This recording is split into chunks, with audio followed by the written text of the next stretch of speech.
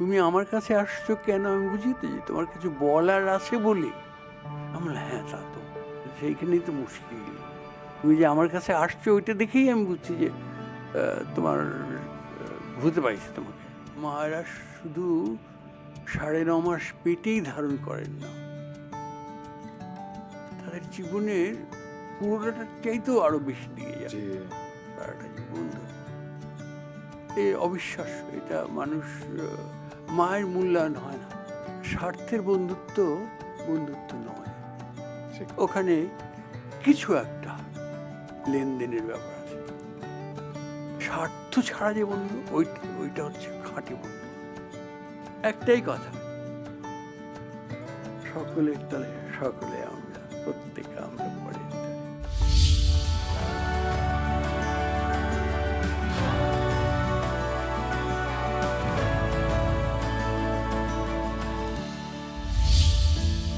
যে মানুষ 1971-এ অস্ত্র ধরেছেন দেশের স্বাধীনতার জন্য, সেই মানুষই আবার তুলির আঁচড়ে এঁকেছেন স্বপ্ন, বাঁশির সুরে ছড়িয়ে দিয়েছেন মায়া, আর জাদুর মঞ্চে দাঁড়িয়ে দেখিয়েছেন জীবন আসলে বিশ্বাসের আরেক নাম। রাষ্ট্রীয় সম্মাননা 21শে পদকে ভূষিত এই কিংবদন্তি মরণোত্তর দেহ দান করার প্রতিশ্রুতি জানিয়ে প্রমাণ করেছেন মানুষের প্রতি ভালোবাসাই তার জীবনের সবচেয়ে বড় magic. Dear viewers and listeners, আজ বিহাইন্ড দ্য ফেম উইথ আর কে পডকাস্টে আমার অতিথি হয়ে যিনি এসেছেন, তিনি শুধু একজন শিল্পী নন, তিনি এক জীবন্ত ইতিহাস, এক অনুপ্রেরণার নাম, এক আলোকবর্তিকা। তিনি আন্তর্জাতিক খ্যাতিসম্পন্ন জাদুশিল্পী, পরম শ্রদ্ধেয় জুয়েল আইচ। জুয়েল ভাই, থ্যাংক ইউ সো মাচ। আপনি হচ্ছেন আমাদের সব বয়সের আইকন এবং সব প্রজন্মের আইকন, এবং আপনার সামনে আমি বসেছি, এটা আমার জন্য অনেক অনেক সম্মানের। Very kind of you, thank you. এটা কি কোনো ম্যাজিক? না, ভাল লাগছে আমার। যখন আমরা এই শোটা নিয়ে কথা বলছিলাম, আমি শুরু থেকে আজ অবধি যেটা খেয়াল করেছি যে আপনি সব বিষয়ে একদম পিচ পারফেক্ট। আপনি যেটা সবসময় বলেন যে প্রস্তুতি ছাড়া কোনো কাজ সুন্দর মতো হয় না, এবং প্রস্তুতি ছাড়া যদি কেউ কিছু করে সেগুলো বোধহয় একটু অবহেলা করা হয়। হ্যাঁ, ভালো হতে পারে না। আমি আমি আমি লক্ষ্য করেছি, কারণ আমি বিভিন্ন শিল্প নিয়ে কাজ করেছি তো। যেমন ম্যাজিক, জি, পারফেকশন, একটু প্রবলেম হলে পরে আর কিন্তু ম্যাজিক ম্যাজিক আর ম্যাজিক নেই। ম্যাজিক দুর্ঘটনা ঘটে হ্যাঁ, যেতে পারে। দুর্ঘটনা, একেবারে পুরো দুর্ঘটনা হয়।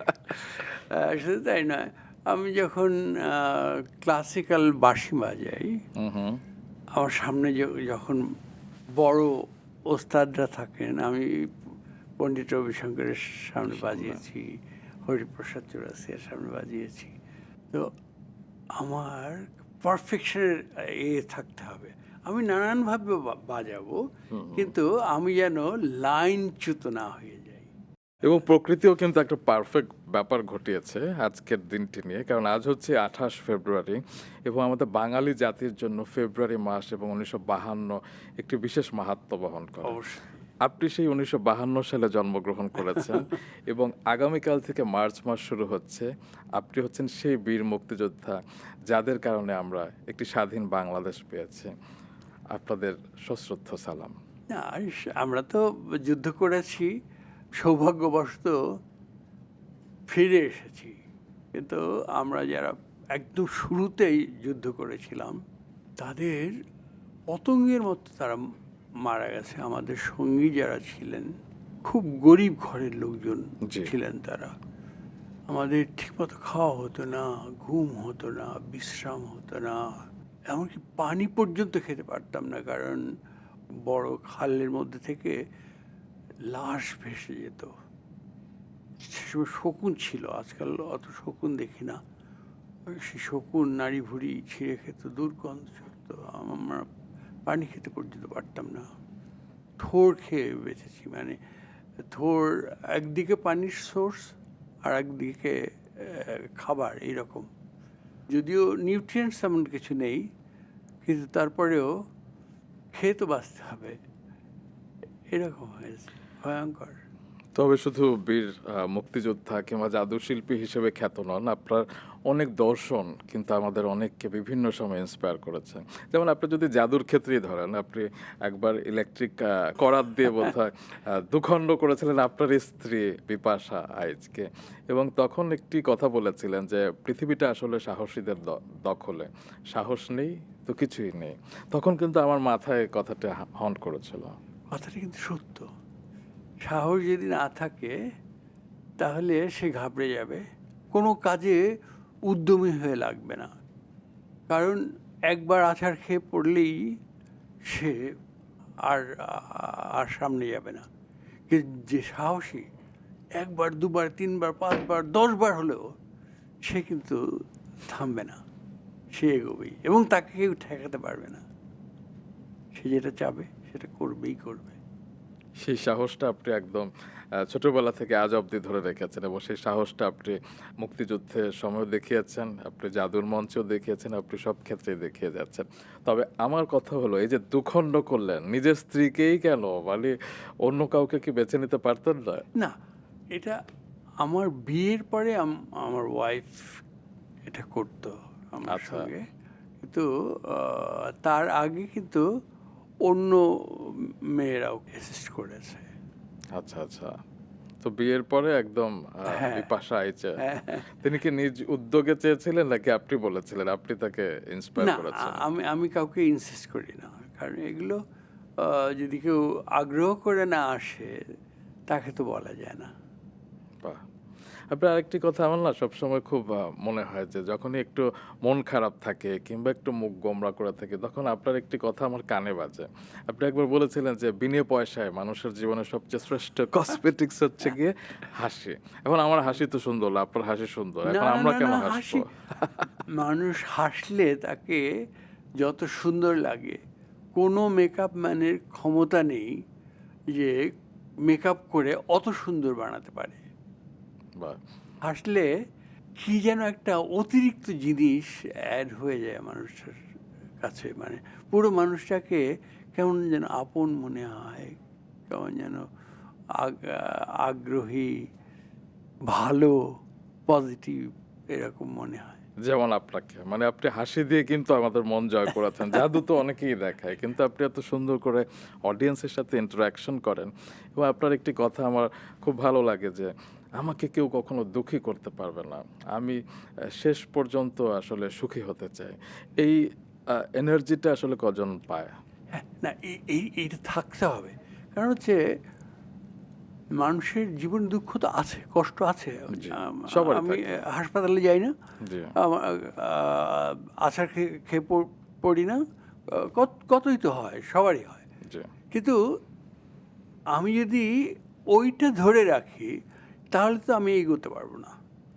পৃথিবীতে বড় বড় যে সমস্ত মানুষ এসছেন, এই যে কাজী নজরুল ইসলাম, রবীন্দ্রনাথ ঠাকুর বা এরিস্টটল, সক্রেটিস, বলেন Alexander, Shakespeare, Leonardo da Vinci. হ্যাঁ, কে নন, জি, সবার জীবনেই ভয়ঙ্কর ভয়ঙ্কর কষ্টের ব্যাপার ঘটেছে।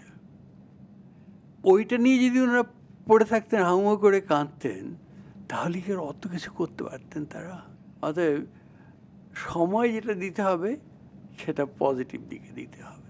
বাহ! এটা কিন্তু অনেক শিক্ষার বিষয়। কারণ জগতে যারা সফল হয়েছেন তারা কিন্তু এগুলোকে জয় করেই আসলে বোধহয় হ্যাঁ, সামনে এগিয়ে গেছেন। আঘাত আসেনি এমন কোনো মানুষ তো নেই, এবং সামনেও কিন্তু আসবে। যতদিন বেঁচে থাকবো ততদিন আসতে থাকবে। বাহ!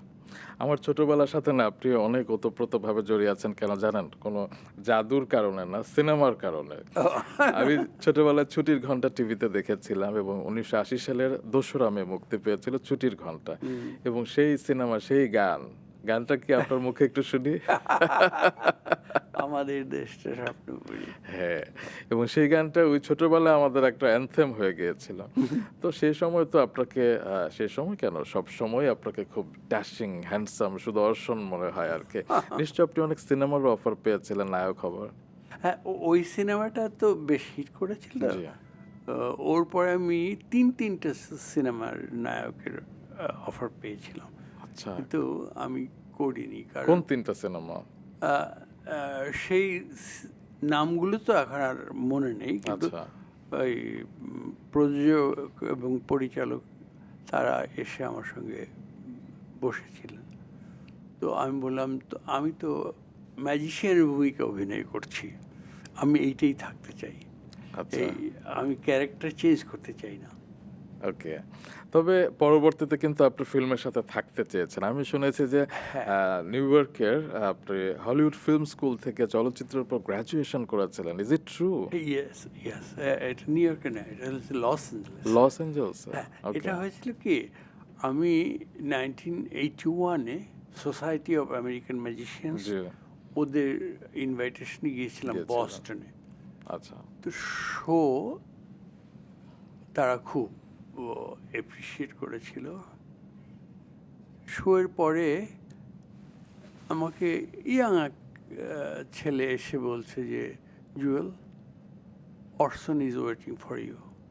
তো ওদের দেশের, ওদের কালচারে অভ্যস্ত নই, অতটুকু একটা কম বয়সী ছেলে আমাকে এসে নাম ধরে ডাকবে, আবার সে বলছে অর্সন ইজ ওয়েটিং ফর ইউ। তারপরে আমি প্রথম করিনি, কারণ শোয়ের পরে তো ঘেমে টেমে যাই, মুখ টুক পরিষ্কার করতে, ধুয়ে নিতে হয়। তো টাওয়েল দিয়ে তাড়াতাড়ি মুখ মুছে ওকে ফলো করলাম। দেখি যে অনেকগুলো লোক একজনকে ঘিরে দাঁড়িয়ে আছে, বসে আছে পাশে। আমি যাওয়ার সঙ্গে সঙ্গে সরে গেল, পাশের সিটটা ফাঁকা। দেখি একজন বেশ ভারী মতো মানুষ বসে আছেন এবং বললেন, my boy did spectacular show. Wow! ভয়েসটা শুনে আমি একদম, আরে এই তো সেই অরসন ওয়েলস, সিটিজেন কেইনের। হুম। তো উনি অনেক কিছু বললেন, বললেন, দেখো তুমি গল্প বলে বলে যেভাবে করে ম্যাজিক দেখাও এবং সেটা মিলে যায়, তুমি যেভাবে করে গল্প জুড়ে ম্যাজিক করতে পারো, তুমি যদি সিনেমা করো তুমি খুব ভালো করবে। তো অর্সন ওয়েলসের মুখ থেকে যখন এই কথা শুনি তখন তো কেমন লাগে না? তো আমি বললাম, আমি সিনেমা করব তো এইভাবে করে ভাবিনি কখনো। বলে, যেন তুমি একটা কাজ করো, তুমি এইখানে চলে যাও। সে তার বিজনেস কার্ড বার করে ওই ঠিকানাটা দিলেন। ঠিকানা দিলেন এবং একটা চিঠিও দিলেন, মানে দুইটা কার্ডের পিঠে লিখে দিলেন, এবং অর্সনাইজ পাঠিয়ে দিয়েছে, তার একটা কথা থাকে না। জি। তো আমি গেলাম, যাওয়ার সঙ্গে সঙ্গে তারা অ্যাকসেপ্ট করে নিল, কারণ অর্সনাইজের রিকমেন্ডেশন মানে তো বিশাল ব্যাপার। তারপর কতদিন পড়াশোনা করেছিলেন? ওখানে শর্ট কোর্স আমি নিয়েছিলাম আচ্ছা। 3 মাসের। ওকে। পরবর্তীতে তাহলে ফিল্মে আপনাকে পেলাম না কেন? আপনি তো একটা হলেও ফিল্ম বানাতে পারতেন। আমি খুব সিরিয়াস, অর্সনাইজ বলেছে পরে আমি তো পাগলের মতো হয়ে গেছিলাম। আমি চলে এসে আমি 71-এর দিনগুলি জাহানারা ইমামের জি। ওইটা নিয়ে আমি ট্রিলজি 3টা ছবি বানাবো এই প্ল্যান করে আমি স্ক্রিপ্ট করে ফেললাম। এখন স্ক্রিপ্ট করে হলো কি না এইটা বোঝার জন্যে আমি চলে গেলাম সত্যজিৎ রায়ের কাছে। ও মাই গড! তো আমি সত্যজিতের কাছে কী করে দেখা পাওয়া যাবে? আমার বয়স তখন কম, আমাকে চেনে না কেউ, সিনেমা লাইনে কেউই চেনে না। তখন আমি জানলাম যে আনন্দবাজারের গৌরকিশোর ঘোষ আচ্ছা। সঙ্গে তার খুব ভালো সম্পর্ক। আমি গৌরকিশোর ঘোষের কাছে চলে গেলাম। তো উনি ফোন করে দিলেন এবং ওনার ফোনে কাজ হলে উনি আমাকে অ্যাপয়েন্টমেন্ট দিলেন একটা। আমি সময় মতো গিয়ে পৌঁছলাম। তো তাকে দিলাম, পরে উনি স্ক্রিপ্ট লেখার কায়দা দেখে বললেন যে, আরে তুমি তো বেশ হোমওয়ার্ক করে এসছো বলে মনে হচ্ছে। বাহ! কারণ আমি ওই স্ক্রিপ্টের পাশে স্পেস রেখে ওই কিছু ছবি টবি, আমি ছবি আঁকতে পারি, ছবি টবি এঁকে কীভাবে কী করবো এগুলো একদম। হ্যাঁ ছিল ওর মধ্যে। তুমি বললো, উনি আমাকে 5-6 দিন পরে আরেকটা ডেট দিলেন, আমি একটু পড়ে দেখি, তারপরে তুমি এই তারিখে আসো।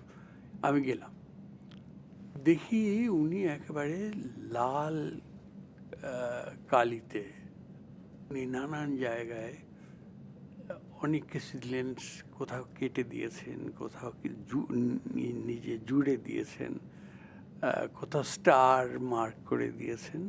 বললেন তুমি পারবে, তুমি লেগে যাও। তারপর তারপরে তো আমি মহা খুশিতে চলে এলাম। আমার ধারণা যে সত্যজিৎ রায় কলকাতার ব্যাপারটা যত ভালো বোঝেন, তার চেয়ে ইস্ট বেঙ্গলের ব্যাপারটা বুঝবেন ঋত্বিক ঘটক বেশি। ও মাই গড, আরেকজন বিখ্যাত পরিচালক। হ্যাঁ, আমি ঋত্বিক ঘটকের সাজেশন নেব। তো আমি এই আনন্দবাজারে, কিন্তু আচ্ছা, ওখানে গিয়ে বলে, ওই সাংবাদিকরা তো বললেন যে ওনাকে পাওয়া তো খুব মুশকিল। না, একজন জার্নালিস্ট বললে যে না না, আমি ধরতে পারি। কোথায়? এসপ্লানেড, চৌরঙ্গি। আচ্ছা, এসপ্লানেডে দুপুরের সময় গিয়ে ধরতে হবে। তো ঠিকই দাঁড়িয়ে আছি, ওই সেই লোক জানতো যে উনি এই সময় কোথায় আসেন। জি, তো ওই আসছেন, দেখি একটা খাটো একটা ধুতি, হাঁটুর নিচ পর্যন্ত পরা, আলু থালু চুল আশ্রম নয়, খোঁচা খোঁচা দাড়ি। তো উনি গিয়ে দাঁড়ালেন, তারপরে ওকে চেনেন। কি খবর? বলে যে উনি একটা ছবি বানাতে চাচ্ছেন, আপনার সঙ্গে একটু আলাপ করতে চাচ্ছেন। ও, ভূতে ধরছে বুঝছি। উনি তো বাঙাল কথা বলতেন। তুমি যে মোর সঙ্গে কথা কইবা, আমারে ভাত খাওয়াইতে পারবা? ঋতিক ঘটক বলছে। আমি তাকে পারলে তো গ্র্যান্ড হোটেল নিয়ে খাওয়াই। সেটা বলেন কোথায় খাবেন? তো বলতে, আসো আমার সঙ্গে। তো উনি এই সরু গলি টলি করে একটা ভাতের হোটেল, মানে সস্তা একটা হোটেলে গেলেন। উপরে একটা ফ্যান ঘটর ঘটর করে শব্দ করে ঘোরে, ওর নিচে গিয়ে বসলেন। তারপরে অর্ডার করলেন খাওয়া, খুবই সামান্য, মানে লাবড়ার মতো কিছু, একটু ডাল আর একটা মাছের ঝোল, ব্যাস। খুবই অল্প পয়সায় হয়ে গেল। ওই খেতে খেতে তিনি আমাকে বললেন যে তুমি যে ছবি বানাবা, তুমি কি পাওনাদারের খোঁচা সইতে পারবা? এরকম খোঁচা সইতে পারবা? আমি বললাম, এই কথা বলছেন কেন? বলে যে এই কলকাতায় খেয়াল গান, ক্লাসিক্যাল মিউজিকের প্রোগ্রাম যখন হয়, প্রোগ্রামের আগে সোল্ড আউট হয়ে যায়। সেই কলকাতায় আমার ছবি খায় না, আমার মাল অচল। আমার সবচেয়ে খারাপ যে ছবিটা, মেঘে ঢাকা তারা, ওইটা খুব খাইছিল। তার ওইটা নাকি সবচেয়ে খারাপ ছবি, ওইটা খাইছিল খুব। তো এখন কোনটা খাবে কোনটা খাবে না, এইটা তুমি জানো না। তুমি আমার কাছে আসছো কেন আমি বুঝি তো, যে তোমার কিছু বলার আছে বলেই। আমি বললাম, হ্যাঁ তা তো বটেই, আমি তো শুধু শুধু ব্যবসা করার জন্য আমি ছবি করব না, আমি কিছু বলতে চাই বলে, সমাজকে কিছু দিতে চাই বলে করবো। সেইখানেই তো মুশকিল। তুমি যে আমার কাছে আসছো, ওইটা দেখেই আমি বুঝছি যে তোমার ভূতে পাইছে তোমাকে। তুমি যাও, আজকের রাতটা ঘুমাও, ঘুম তো আসবে না বুঝছি, কালকে আবার আসো এই সময়। যদি আসো তাহলে বুঝবো যে তুমি সাহস করছো, আর যদি না আসো তাহলে বুঝবো যে সাহস হারিয়ে ফেলেছো। এখন তো আমার তার ভালো লাগছে না কিছুতেই। আমি আসলে পাওনাদারের খোঁচা আমি সইতে পারি না। আমি ঋণ করতেই পারি না। না খেয়ে থাকবো তাও ভালো, কিন্তু ঋণ করতে পারি না। আমি সিদ্ধান্ত নিলাম, না, আমি এ পথে পা বাড়াবো না। সেখানেই শেষ হয়ে গেল। যাই হোক, আমরা জাদুশিল্পী জুয়েল আইচকে তো পেয়েছি। তবে শাস্ত্রীয় সঙ্গীতেও আপনি প্রশিক্ষণ নিয়েছিলেন। সেটিও কিন্তু অনেকের অজানা। আমি কিন্তু মিডিয়াতে প্রথম ক্লাসিক্যাল মিউজিক নিয়ে আসছিলাম বাঁশিতে, জি, রেডিওতে, ঢাকা রেডিওতে। ঢাকা রেডিওতে। তারপরে তারপর তো আপনি সারা বিবিসিতে, পৃথিবী, ভয়েস অফ আমেরিকাতেও আপনি বাজিয়েছেন। কিন্তু এই যে জুয়েল নামটা কে রেখেছিল? আমি কিশোর বাংলা নামে একটা পত্রিকা ছিল, সানাউল্লাহ নুরি ছিলেন তার সম্পাদক। তো উনি একদিন আমাকে ডাকলেন, টেবিলে অনেকগুলো চিঠি, বলে এরকম অনেক চিঠি আসে, তো একটি ছেলে অনেকগুলো চিঠি লিখেছে, বারবার সে অনুরোধ করেছে যে কিশোর বাংলাটা তার বাবা নিয়মিত রাখেন না, আচ্ছা, শুধুমাত্র জিএলআইচের লেখাটি যখন বার হয় তখন সেটা কিনে নিয়ে যান। জিএলআইচ? জিএলআইচ, আচ্ছা। আমি জিএলআইচ নামে ওকে। লিখতাম তখন। তো আমার বাবা আমার পত্রিকাটা আমাকে দিয়ে বলে, দেখো তোমার জিএলআইচ কি লিখেছে। তো আমার বাবা একজন শিক্ষিত লোক এবং তিনি শুদ্ধ ভাষায় কথা বলেন, রাজশাহীর লোক তো, জি, শুদ্ধ জি। ভাষায় কথা বলেন। তিনি যখন জিএলআইচ কথাটা উচ্চারণ না করে বলেন জুয়েলাইচ কি লিখেছেন, তো আমার মনে হয় যে ওনার নামটা যদি জিএলআইচ না হয়ে জুয়েলাইচ হয় তাহলে খুব ভালো হয়। তা আমার মনে ধরল কথাটা, কারণ আমি দেখছি যে নুরি ভাইয়েরও পছন্দ। আমি বললাম, নুরি ভাই, আমার নামটা আমি রাখিনি, আমি মায়ের পারমিশনটা নিই, যদি মায়ের পারমিশন দেন তাহলে আমি জুয়েলাইচ রাখবো। বাহ। তো আমি চিঠি পাঠালাম মায়ের কাছে, উত্তর এলো, মা তো খুশি। আরে এইসব নাম তো আমরা জানিও না যে এরকম নাম হতে পারে, খুবই ভালো নাম। অবশ্যই। এবং আপনি আমাদের পুরো বাংলাদেশের জন্য একটা জুয়েল হয়ে থেকেছেন সবসময় এবং থাকবেন। একটু বাবা-মার প্রসঙ্গে বিস্তারিত জানি। বাবা শ্রদ্ধেয় বিকে আইচ এবং মা সরোজা আইচ। সরোজা আইচ। আপনার জীবনে তাদের প্রভাব কতটুকু ছিল? ও, এ বলার মতো না। আমার বাবা ছিলেন খুবই বিচক্ষণ মানুষ, এবং গ্রামের না, আশেপাশে 10 গ্রামের লোক তার কাছে আসতেন কোনো কিছু প্রবলেম হলে পরে। উনি তার আইডিয়া দিয়ে, তার লেখাপড়া দিয়ে, তার কমন সেন্স দিয়ে বুঝিয়ে বলতেন, দেখো এই এই এই এই কাজটা যদি করো, কোর্টে যাও, তাহলে এই যে জায়গাটা নিয়ে তোমাদের বিবাদ, এর চেয়ে অনেক বেশি খরচ তোমাদের হয়ে যাবে, তোমরা কেউ পথে বসে যেতে পারো। যে পাবে জায়গাটা, সেও কিন্তু এই জায়গার চেয়ে বেশি হয়রান হবে, ক্ষতি হবে তার। আচ্ছা। তার চেয়ে বরং তোমরা মিটমাট করে ফেলো, এমনি করে মিশিয়ে দিতেন। আর আমার মা ছিলেন, আমি মাকে কোনোদিন ঘুমাতে দেখিনি। আমাদের বাড়ি জয়েন্ট ফ্যামিলি, জি। বড়। জি।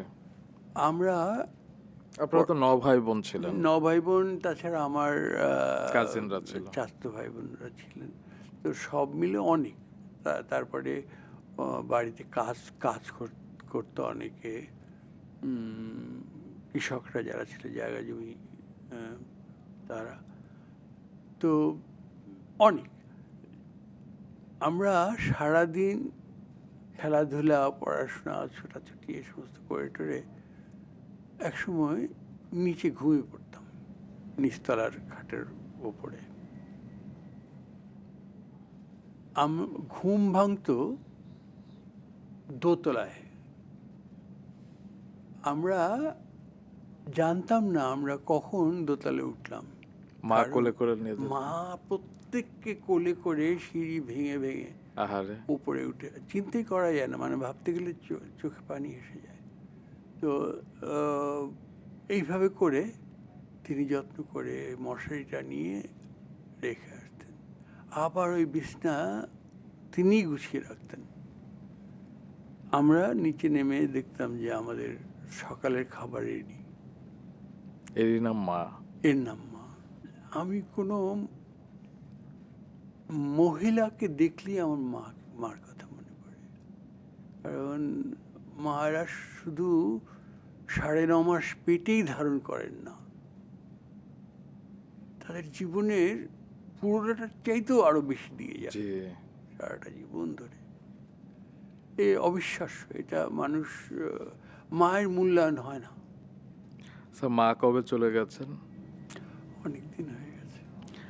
তারপরে যে মাকে নিয়ে কথা বলতে গিয়ে হ্যাঁ, চোখের কোণে যে জল চলে আসে, সেটি আসলে জীবনের বোধহয় প্রকৃত সত্য। একদম একদম মায়ের মতো আপন কেউ নাই। জি। স্যার, ছোটবেলায় আপনি নাকি কাঠ কিংবা মাটির বিভিন্ন ভাস্কর্য তৈরি করতেন। আমার যা ভাল লাগতো আমি আমি তাই করতাম করতাম বাহ! আমি খুব আনন্দ নিয়েই করতাম। এবং ছোটবেলা থেকে খুব দ্রুততম সময়ে নাকি আপনি ছবি আঁকতে পারতেন। হ্যাঁ, এটা ওই ওই যে বললাম আমার যা ভাল লাগতো আমি সেটা করতাম। দ্রুতম আর কি। আমি একজনের স্কেচ 5 থেকে 6-7 মিনিটের মধ্যে করে দিতে পারতাম। বাহ! বাহ! বাহ! এত গুণ নিয়ে আপনি জন্ম নিয়েছেন না না আসলে। গুণ না, এগুলো সব শ্রম। শ্রম। আমার আমার রাফ খাতাটা ভরা থাকতো ওই ছবি আঁকা নিয়ে। শিক্ষক পড়াচ্ছেন, আমি সামনে একজন বড়সড় কেউ একজনের পেছনে বসতাম, জি। ওই আঁকতাম। উনি পড়িয়ে যেতেন কিন্তু আমি আঁকতাম। আঁকতাম। এবং মাঝে মধ্যে ধরাও খেয়েছি। খেতাম। কিন্তু ধরা খেয়ে কিন্তু যখন ছবিটা দেখতেন তখন সেটা সব মাফ। কোয়ালিটি দেখে হেসে দিতেন, রেগে আসতেন কাছে, কিন্তু বকা দেওয়ার বদলে হেসে হেসে ফেলতেন। তো ভালোই পারো। ক্লাসের সময় কেন করো, ক্লাসের বাদ দিয়ে করো। একদম। আমি বললাম, স্যার আমি কিন্তু আপনার কথাও শুনছি, কিন্তু আমি ছবিটাও ছবি এঁকেছি, একসঙ্গে দুটো পারা যায়। বাহ! বাহ! স্যার, আপনি একবার ২০-২২ বছর আগে একবার আপনাকে আমি ফোন দিয়েছিলাম যে আপনার জীবনের ১ম পারিশ্রমিক কি ছিল? তখন আপনি ও বলেছিলেন ওইটা পারিশ্রমিক না, ওটা হচ্ছে পুরস্কার। পুরস্কার। হ্যাঁ, প্রথম যখন আমি স্বাধীনতার পরে ম্যাজিক শো করি, তখন শোটা খুব ওয়েল অ্যাক্লেমড হলো।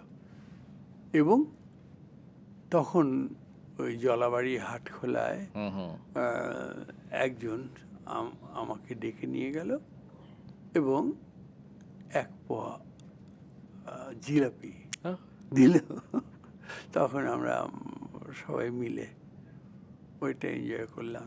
তো সেটা সেই সময়ের জন্য আমার জন্য যথেষ্ট, কারণ আমাদের পারিশ্রমিক দেওয়ার কথা ছিল না। বাহ! দেখলেন যে এটাও প্রকৃতি নির্ধারণ করে দিল। কারণ জিলাপি মিষ্টি, আপনারও মিষ্টি হাসি। তো এই জাদুর এই ক্ষেত্রে আসা, সেটা শুরু আসলে কিভাবে? আমি শুনেছি যে শীতকালে নাকি আপনাদের গ্রামে নদীর ঘাটে বেদের বহররা আসতো এবং তাদের দেখে কি আপনি ইন্সপায়ার হয়েছিলেন? হ্যাঁ হ্যাঁ, ওইরকম আমরা ওইরকম বেদের বহর এলো অনেকগুলো নৌকা। তো আমি জানতে চাইলাম যে এরা কি করে। তো এরা বলে যে এরা তাবিজ দেয়, ম্যাজিক দেখায়। ম্যাজিক আমি চাইলে দেখাবে? বলে হ্যাঁ, তুমি যদি 100 চাল দাও তাহলে দেখাবে। আমি ওদের একজনকে আমাদের বাড়িতে ডেকে নিয়ে এসে মায়ের কাছে বায়না দিলাম, মা 100 চাল। বলে আচ্ছা ঠিক আছে, ওই আমলকি তলায় বসা। বসলাম, ওই ম্যাজিক দেখে খুব মুগ্ধ হয়ে গেলাম। কিন্তু ম্যাজিক করবো এটা বুঝিনি, কারণ সেটাই। এত দুস্থ, এত গরিব মানুষ তারা। ওই অত দারিদ্র নিয়ে ম্যাজিক করবো এটা আর মনে লাগেনি। তবে কখন অনুভব করলেন যে জাদু আপনার মানে শখ না, একটা নিয়তি, আপনার ভাগ্য? সেটা কি বানারীপাড়ায় যখন একটা সার্কাস দল এসেছিল এবং গলা কাটার একটা জাদু না, দেখেছিলেন বোধহয়? সেই সময় আরেকটু সিরিয়াসলি, মানে তখন নিজে ওর একটা ম্যাজিক ছিল, সেটা আমি সারা রাত ভেবে পরের দিন আমার খেলার সাথীদেরকে নিয়ে করলাম। গোবিন্দ গোবিন্দ ছিল আমার বন্ধু। ওর গলা কাটতে দিতে রাজি হলো না, গলা ও- কাটতে কেন রাজি হবে? পা কাটতে। সেটা করতে গিয়ে মুশকিল হয়েছিল, বেশ মুশকিল। মানে আমার দর্শকরা কনভিন্সড হয়েছিল এবং অবাক হয়ে হয়ে গিয়েছিল। কিন্তু বাদ সাধলো গোবিন্দর বাবা, সে খুব কঠিন প্রকৃতির মানুষ ছিল। আচ্ছা, উনি চলে এসেছিল। উনি চলে এসেছিলেন, কারণ আমার ওটা ছিল সেকেন্ড শো। প্রথম শো ভালো হয়েছিল আচ্ছা, বলে আবার আরেকটা শো। ওকে। তো সে একটা ওই বড় লাঠি নিয়ে এসছে। এই হারামজাদারা কে কার ঠ্যাং কাটে দেখি। তো গোবিন্দের বাবা এত নৃশংস ছিলেন, তো তার হাঁক শুনে সবাই দিল দৌড়, গোবিন্দও দিল দৌড়। ফলে কি হলো, গোবিন্দ একটু পরে, মানে অন্যরা দৌড়ে অনেকখানি পালিয়ে দূরে চলে যেতে পেরেছে, কিন্তু গোবিন্দ আর সাহস করেনি থাকতে, ও দিল দৌড়। তখন ওর পায়ে কিন্তু ছুরিটা গাঁথা, আল্লাহ। কিন্তু কিছু দূর যেতে না যেতে ছুরিটা খসে পড়ে গেল পা থেকে। ওর বাবা ওর কাছে যেতেই ওই ম্যাজিকের সিক্রেটটা জেনে ফেললেন। হ্যাঁ, তার ফলে উনি বললো, ও এই হচ্ছে তোমাদের ম্যাজিক। উনি আর রণে ভঙ্গ দিলেন না, আর আমরাও মার খেলাম না। বাট দেখলেন আপনার বন্ধুটা কি সৎ এবং কি বন্ধু বৎসল, যে গলা কাটতে দেয়নি, গলা কাটলে তো মরেই যাবে, কিন্তু পা কাটার অনুমতি দিয়েছিল। বাবা, অসাধারণ। এরকম অনেক অনেক ঘটনা আছে যে স্যাক্রিফাইস করেছে। বাহ। স্যার, ছোটবেলায় তো একটু চঞ্চল ছিলেন কিংবা একটু দুরন্তপনার মধ্যেই ছিলেন, কখনো পরীক্ষা হলে ম্যাজিক করে কোনো অঘটন ঘটানোর ইচ্ছা হয়নি? না, ওই রকম না, কিন্তু আমি একটা জিনিস বার করেছি, পরবর্তীতে দেখেছি আরে সেটা অলরেডি অনেকেই করেন। কি সেটা? সেটা হচ্ছে নেমোনিক, এম দিয়ে, MNONIC, নেমোনিক। কি মানে সেটা? এটা স্মৃতিকে গেঁথে নেওয়ার একটা কৌশল। আচ্ছা, সেই পদ্ধতি আমি নিজে বার করে ফেলেছিলাম, যার ফলে আমি করতাম কি, পুরো বইয়ের চ্যাপ্টারগুলো সব পড়ে আমি গেঁথে নিয়ে ক্লাসে চলে যেতাম। উনি নকল টকল নিত, গোপনে করতো, পরীক্ষা থেকে আউট হয়ে যেত, অসম্মানিত হতো, কিন্তু আমার অসম্মানিত হতো না, কারণ আমি তো ব্রেনের মধ্যে গেঁথে নিয়েছি। আমি তো নকল নিয়ে, কাগজে নকল নিয়ে যাইনি।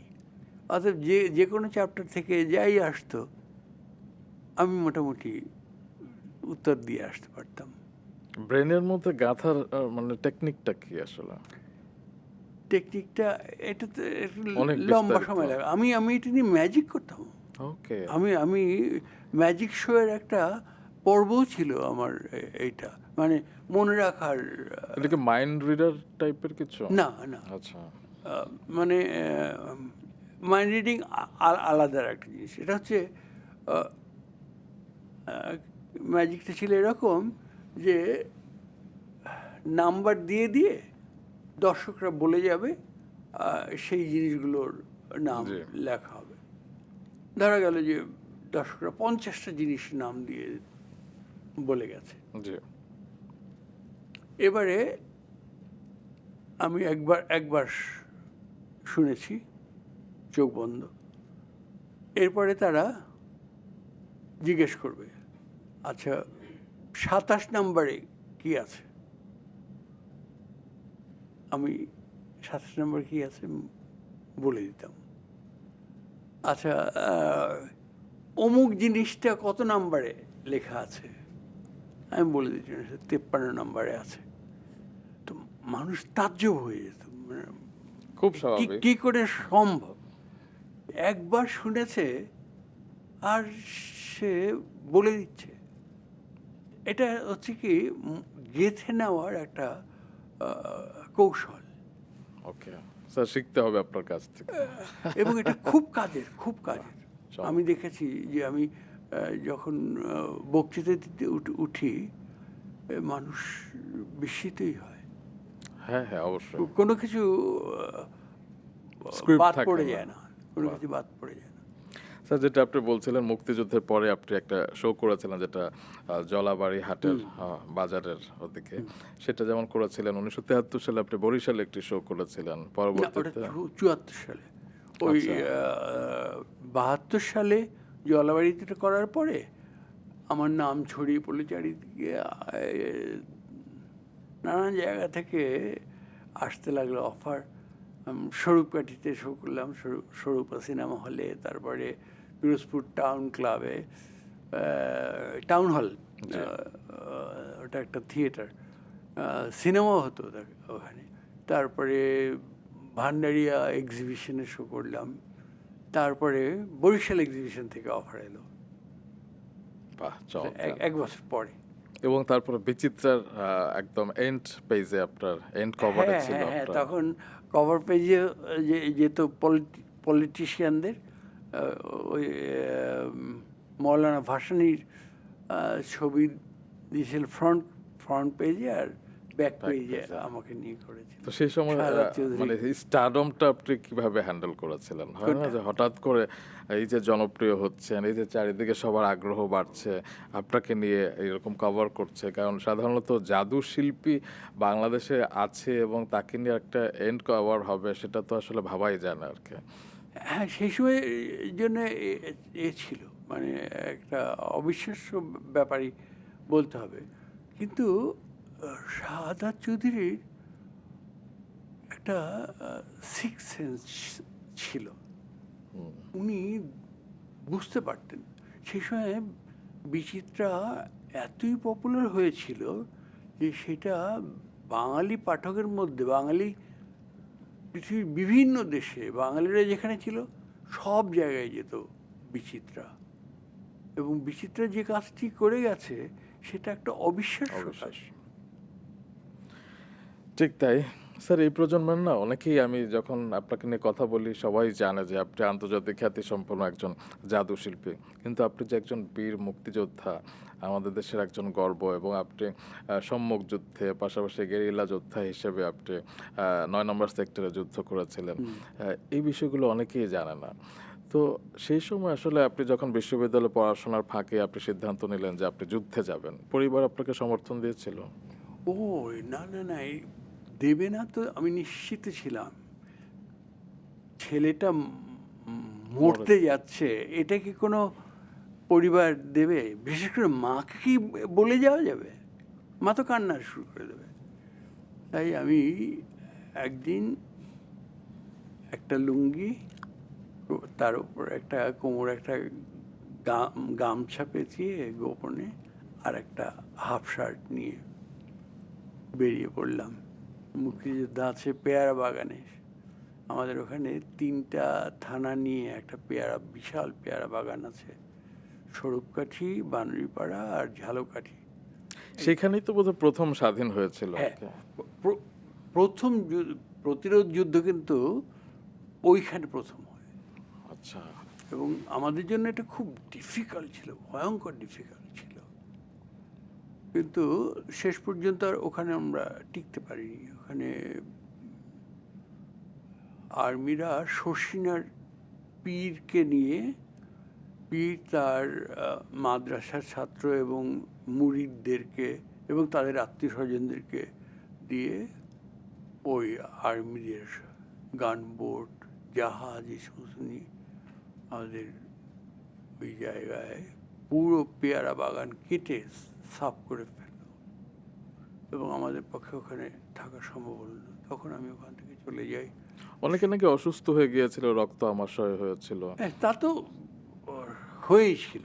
তা তো প্রায় মহামারীর মতো অবস্থা হয়ে গিয়েছিল। আর ওইখানে ওই এলাকায় ৫০,০০০-এর উপরে লোককে মেরে ফেলেছিল ওই পেয়ারা বাগান এলাকায়। কারণ আমরা ওখানে ছিলাম বলে আশেপাশের এমনকি দূর থেকে বহু লোক ওইখানে নিয়ে আশ্রয় নিয়েছিল যে প্রাণে হয়তো বেঁচে যাবে। সেই তারপর আপনি কোথায় গিয়েছিলেন শরণার্থী ওখান থেকে শিবিরে? চলে গেলাম শেহাঙ্গল নামে একটা গ্রাম ছিল, খুব সমৃদ্ধ গ্রাম, এবং সেখানকার লোকজন খুব ভালো ছিলেন। তো আমাদের যে এমএলএ ছিলেন এনায়েত হোসেন খান, ওনার বাড়ি শেহাঙ্গল। উনি খলিল হাজরা নামে এক ভদ্রলোককে পাঠালেন যে মুক্তিযুদ্ধে জয়েন করতে চায় এরকম ছেলেদেরকে তুমি নিয়ে আসো। তো আমার দেখা হয়ে গেল ওনার সঙ্গে। তো উনি সেই সময় আর কাউকে পেলেন না, কারণ প্রথম দিকে কিন্তু সাহস করতো না ছেলেরা যেতে। জি। একটু যখন বিজয়ের সম্ভাবনা দেখা দিল, তখন দলে দলে ছেলেরা গিয়ে যুক্ত হলো। তো আমি যখন যাই তখন শুধু আমাকে একাকেই পেল, এবং আমার পক্ষে যাওয়াও খুব মুশকিল ছিল, কারণ আমরা ওই যে ক্রলিং করতাম, কাঁধে 303 রাইফেল টানতে টানতে কাঁধে দাগ হয়ে গিয়েছিল। আপনি অনেক অসুস্থ হয়ে গিয়েছেন। হ্যাঁ, আমার বাম পায়ে গ্যাংগ্রিন হয়ে গিয়েছিল। আহা। তো আবার আমরা তো ওই পথ ধরে যেতে পারবো না, আমরা লঞ্চেও যেতে পারবো না, কারণ সব জায়গায় মিলিটারি। জি। তারপরে তাদের দালালরা তখনও রাজাকার গঠন হয়নি, এরা ধরে ফেলবে। তো সেই জন্য আমরা ওই জঙ্গলের আশেপাশে থেকে খাল বিল সাঁতরে তারপরে গিয়ে এই ঝালকাঠি, স্বরূপকাঠি এমনি করে করে করে বাগেরহাট, খুলনা, সাতক্ষীরা হয়ে কালীগঞ্জের ওইখান থেকে রাত্রে ঝাঁপ দিলাম নদীতে। তারপরে অনেক স্রোত ছিল, ঢেউ ছিল। তো যেতে যখন হবে, পুলিশ আর্মির গুলি খাওয়ার চেয়ে যদি নদীতে ডুবে মরি তাও ভালো, তাও যাও। তা ওপারে কাছাকাছি যাওয়ার পরে গিয়ে জানলাম ওটার নাম হিঙ্গলগঞ্জ। আচ্ছা। হাসনাবাদের কাছে। ওইখানে গিয়ে উঠলাম। তো ওইখান থেকে আমরা হাসনাবাদ চলে গেলাম। তো বরিশালের যিনি এমএনএ ছিলেন মঞ্জুর সাহেব, ওনার একটা লঞ্চ ছিল। সেই লঞ্চে আমরা 3 দিন আমি ছিলাম, উনি ছিলেন খলিল হাজরা সাহেব। তো ওইখান থেকে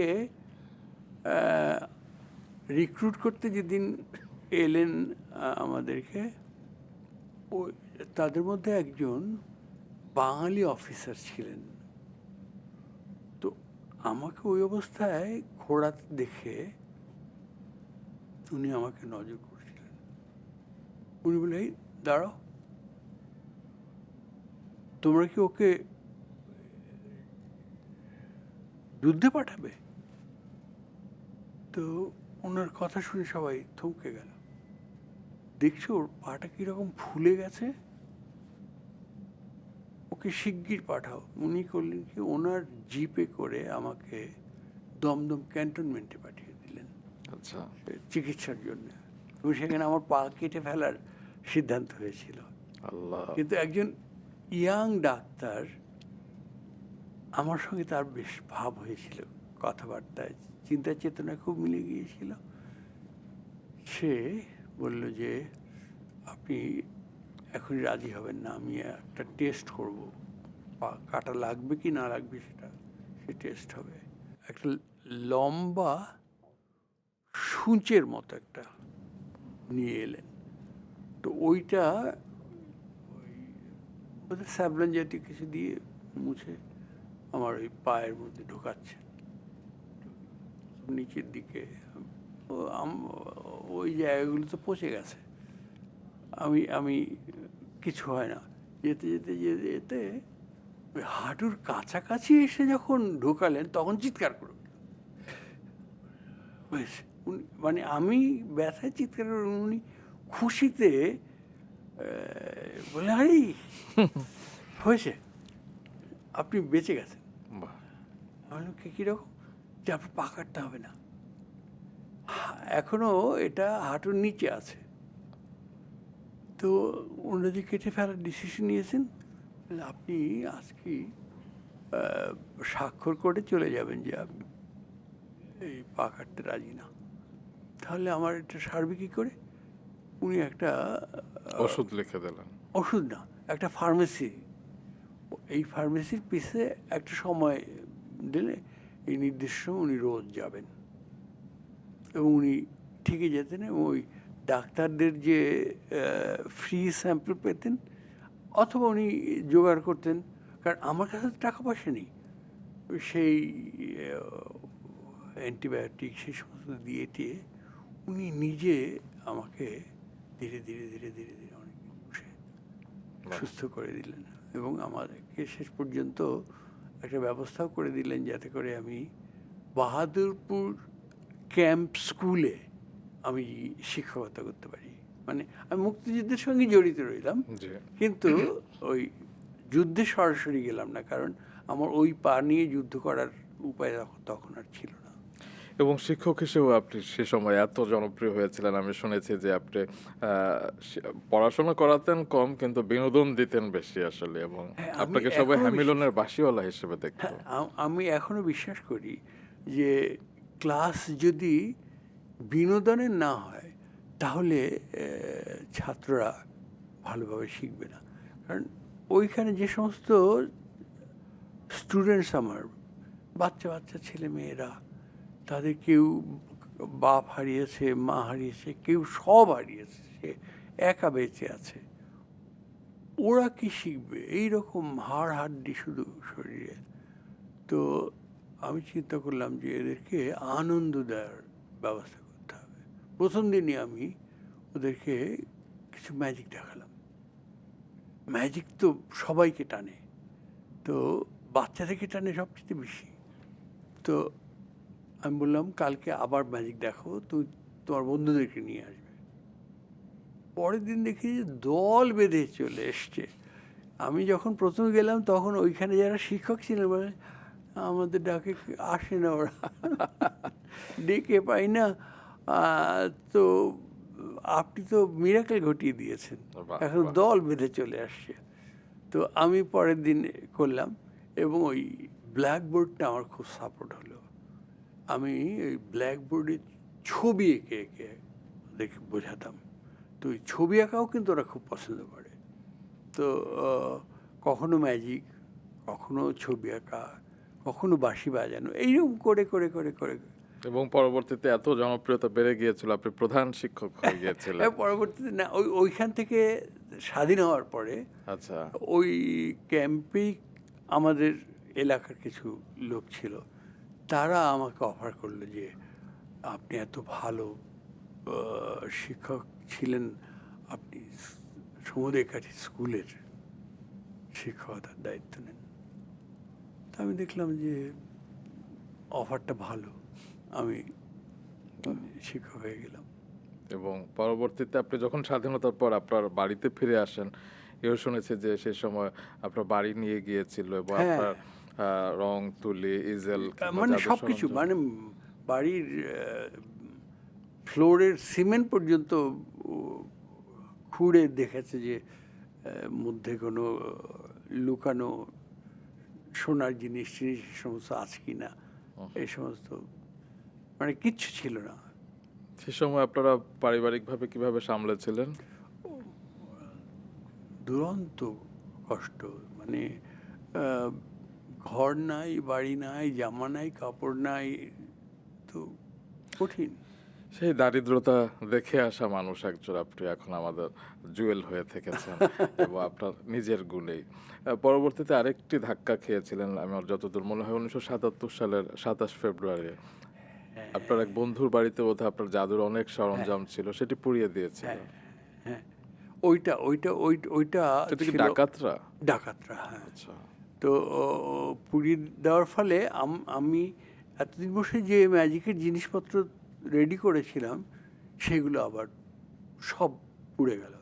আমি কিন্তু আবার জেগে উঠেছিলাম, কিন্তু আবার জুয়েল ভাই, আপনি আজকে পডকাস্টের শুরুতে বলছিলেন না যে অনেকে যারা সাহস করে এগিয়ে যেতে পারে এবং পিছলে পড়েও উঠে দাঁড়াবার শক্তি পায়, হ্যাঁ। তারাই আসলে বিজয়। একদম। আপনার ক্ষেত্রেও কিন্তু সেটি, কারণ আপনাকে সবার পদে পদে ক্ষেত্রেই তাই। সবার ক্ষেত্রে তো অবশ্যই, মানে আপনি সফল হয়েছেন আপনার জার্নিটা আমি দেখছি যে আপনাকে পদে পদে ধাক্কা দেওয়া হয়েছে।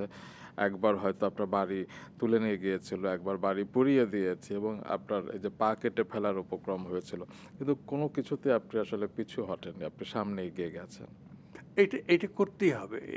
এটা জীবনে কিছু যদি করতে কেউ চায়, জীবনে ভালো কিছু করতে হলে তার এই সাহস থাকতে হবে। বা এবং পরবর্তীতে আপনি দ্বিগুণ উদ্যমে, আমি শুনেছি যে এই জাদুর সরঞ্জাম কিংবা বাঁশি এবং সবকিছু এত দারুণভাবে সংগ্রহ করেছেন, পৃথিবীর একটি শ্রেষ্ঠ সংগ্রহশালার একটি আপনার এখন রয়েছে। বিনার সঙ্গে বলতে পারি যে হ্যাঁ, কি কি আছে সেখানে? সেখানে ম্যাজিকের সব জিনিসপত্র তো আছেই। হুম হুম। হিউজ বইয়ের কালেকশন আছে, আমার রিসার্চ সেন্টার আছে, আচ্ছা। আমার ওয়ার্কশপ আছে, মানে বাঁশি আছে অনেক। সবই আছে। বাঁশিও আছে, হ্যাঁ। কটি বাঁশি হবে? বাঁশি 3 সেট বাঁশি আছে আমার, অনেকগুলো। বাহ বাহ, একদিন হয়তো সেটা নিয়ে কি বলবো, ডকুমেন্টারি ফিল্মও হতে পারে। হতে পারে। ইনফ্যাক্ট আপনাকে নিয়ে একটা বায়োপিক ফিল্ম হওয়া উচিত, কারণ আপনার জীবনের এত গল্প এবং এত বাঁক রয়েছে, সেটি আমাদের জন্য অনেক ইন্সপিরেশনের। Thank you. বা আমরা একটু যখন মুক্তিযুদ্ধ থেকে আপনি ফিরলেন, আপনার যখন পদে পদে ধাক্কা খাচ্ছিলেন, সেই সময় আব্দুল্লাহ আবু সাইদ স্যারের কাছ থেকে একটি আহ্বান পেয়েছিলেন, সেই গল্পটা একটু শুনতে চাই। ওই 77 সালে সব পুড়ে যাওয়ার পরে টেলিগ্রাম আসতে শুরু হলো। আচ্ছা। টেলিগ্রাম আসে ঢাকা টিভিতে শো করার জন্য। আচ্ছা। তো আমি কি দিয়ে শো করবো, আমার তো সব পুড়ে গেছে, আমি রেখে দিতাম। আবার 2-4 দিন পরে আবার টেলিগ্রাম, আমি রেখে দিই। আমার একজন বন্ধু এটা লক্ষ্য করেছে, বলে টেলিগ্রাম আসে আর তুই পকেটে রেখে দিস, টেলিগ্রাম তো জরুরি বলে টেলিগ্রাম আসে, কী ব্যাপার দেখি তো। ওই তখন আর একটা টেলিগ্রাম আসছে, তো দেখে যে এরকম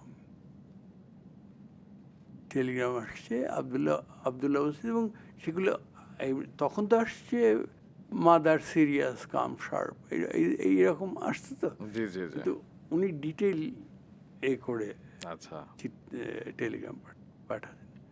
তো শেষে আবদুল্লাহ আবু সাইদ। তো আমার ওই বন্ধু বলে, এই তুই আবদুল্লাহ আবু সাইদ সাহেবের নাম জানিস? বললাম না তো। বলে এই জন্য উনি ওনার শোয়ে কেউ অংশ নিতে পারলে তার জীবনটা ধন্য হয়ে যায়, আর তুই টেলিগ্রাম আসছে আর তুই পকেটের মধ্যে রেখে। আমি বললাম আমি কি করবো, কি আমার তো সব পুড়ে গেছে, আমার তো কিছু করতে হবে। বলে না, এইরকম একজন মানুষ টেলিগ্রামের পর টেলিগ্রাম করছেন আর তুই যাবি না, এটা তো হয় না। তুই অন্তত সরি বলার জন্য তুই যাবি। আমাকে একরকম জোর করে লঞ্চে তুলে দিল, ওই যে চলে এলাম। তারপর আর উনি আর যেতে। এক্ষেত্রে আমি ধন্যবাদ জানাই আব্দুল আবু সাইদ স্যারকে। তিনি আসলে কত দিকেই যে আলো ফেলেছেন, একজন জুয়েলাইজকে আমাদের সামনে উপস্থাপন করেছেন। পাশাপাশি আপনার বন্ধুকেও ধন্যবাদ জানাতে চাই, কারণ তিনি ইনসিস্ট না করলে নিশ্চয়ই আপনি যেতেন না আসলে। আমি চিনতাম না তো। একজন সফল মানুষের সফলতার পিছনে অনেক অনেক নেপথ্যের নায়ক থাকে, একদম। আমরা তাদেরকে স্মরণ করতে চাই। তো তারপর আব্দুল আবু সাইদ স্যার আপনাকে ঈদের আনন্দমেলায় বোধহয় হ্যাঁ, হ্যাঁ, একটি প্রথম, অংশের হ্যাঁ। সুযোগ দিয়েছিলেন এবং সেটি বোধহয় যে সেই দুখণ্ডিত না, না, না, সেটা আচ্ছা। ছিল একটু শূন্যে- মেয়েকে শূন্যে ভাসানো। আচ্ছা আচ্ছা শূন্যে ভাসি, তারপরে পাস করে প্রমাণ করলাম যে সে সত্যি শূন্যে ভাসছে, বাহ এবং এইটা খুবই চাঞ্চল্য সৃষ্টি করেছিল একদম। দর্শকের মধ্যে। বাহ। তারপর যেটা বলছিলেন 1981 সালে আপনি আমেরিকাতে গিয়েছিলেন এবং সোসাইটি অফ আমেরিকান ম্যাজিশিয়ানসদের আমন্ত্রণে আপনি সেখানে জাদু দেখিয়েছিলেন। আমি শুনেছি যে সেখানে 2000-এর মতো ম্যাজিশিয়ান Magician ছিল ছিল। এবং বাংলাদেশের মতো একটি দেশ যে 10 বছর আগে স্বাধীন হয়েছে সেই দেশের একজন জাদু শিল্পী এবং সেখানে যাওয়ার পরে পুরস্কৃত হয়েছিল এবং আদর্শ পারফর্মারের সম্মাননা পেয়েছিল। তো এটি তো অনেক বিশাল একটা ব্যাপার ছিল সে সময়। হ্যাঁ, আনএক্সপেক্টেডই ছিল। আমি নিজেও আশা করিনি। বাহ বাহ কারণ আমি তো বিদেশিরা কীরকম ম্যাজিক শো করে আমার তো জানা ছিল না। জি আমরা একটা সিরিজ হয়েছিল বিটিভিতে, দ্য ম্যাজিশিয়ান। আচ্ছা সেটা ম্যাজিশিয়ান, কিন্তু কাহিনীর সঙ্গে ম্যাজিশিয়ানের রোল ছিল, একটা গল্প আচ্ছা ধারাবাহিক। তো ওইটা দেখেছি, তো তাতে ম্যাজিক শো কী করে করে ওরা, এটা আমি নিজেও জানতাম না। তবে আমি বই পড়েছি, বই পড়ে কিছু আইডিয়া হয়েছে। আমি নিজে কিছু শো করেছি ইতিমধ্যে, এতদিন শো করে করে, কারণ ওই টিভিতে যাওয়ার পরে থেকে আমি তো পুরো বাংলাদেশ আমি ঘুরেছি। তখন Show এক্সিবিশন করেছেন। হতো, হ্যাঁ এক্সিবিশন হতো, সেই এক্সিবিশনে, তারপরে এক্সিবিশন ছাড়াও বিভিন্ন থিয়েটার হলে আমি শো করেছি, করে করে আমার নিজের মতো করে আমার একটা জায়গা তৈরি করেছেন এবং সেই জায়গার বদৌলতেই আসলে 1993 সালে আমাদের রাষ্ট্রীয় সম্মাননায় আপনাকে ভূষিত করা হয় এবং 21 পদক। আমি শুনেছি এটির পিছনেও একটা গল্প আছে। 1 বছর আগেই নাকি আপনাকে সেরকম একটা সম্মাননা দেওয়ার কথা ছিল, কিন্তু আপনি চিঠি লিখে প্রতিবাদ জানিয়েছিলেন। কেন? হ্যাঁ, ব্যাপারটা ছিল কি, আহ, আমি তো খুব খুশি। আমার বাড়িতে এসছেন এক ভদ্রলোক, বোধ হয় ডেপুটি সেক্রেটারি হবেন। তো উনি খুব খুশি মনে এসছেন যে আপনাকে মনোনীত করা হয়েছে।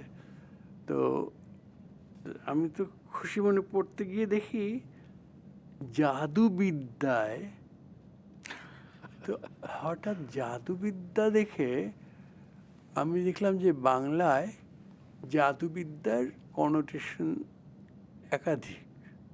ওই যে যারা প্রতারণা করে, জি, জি, জি। মানুষকে ভুল বোঝায়, ব্ল্যাক ম্যাজিক? ব্ল্যাক ম্যাজিক, চটি চালান, এই সেই নানা রকম জি, জি। জিন ভূতানে এই সমস্ত। তো আমি টিয়া বললাম, পাখি নিয়েও? হ্যাঁ, এইটা আমি তো এর অ্যাগেনস্টে। জি, জি।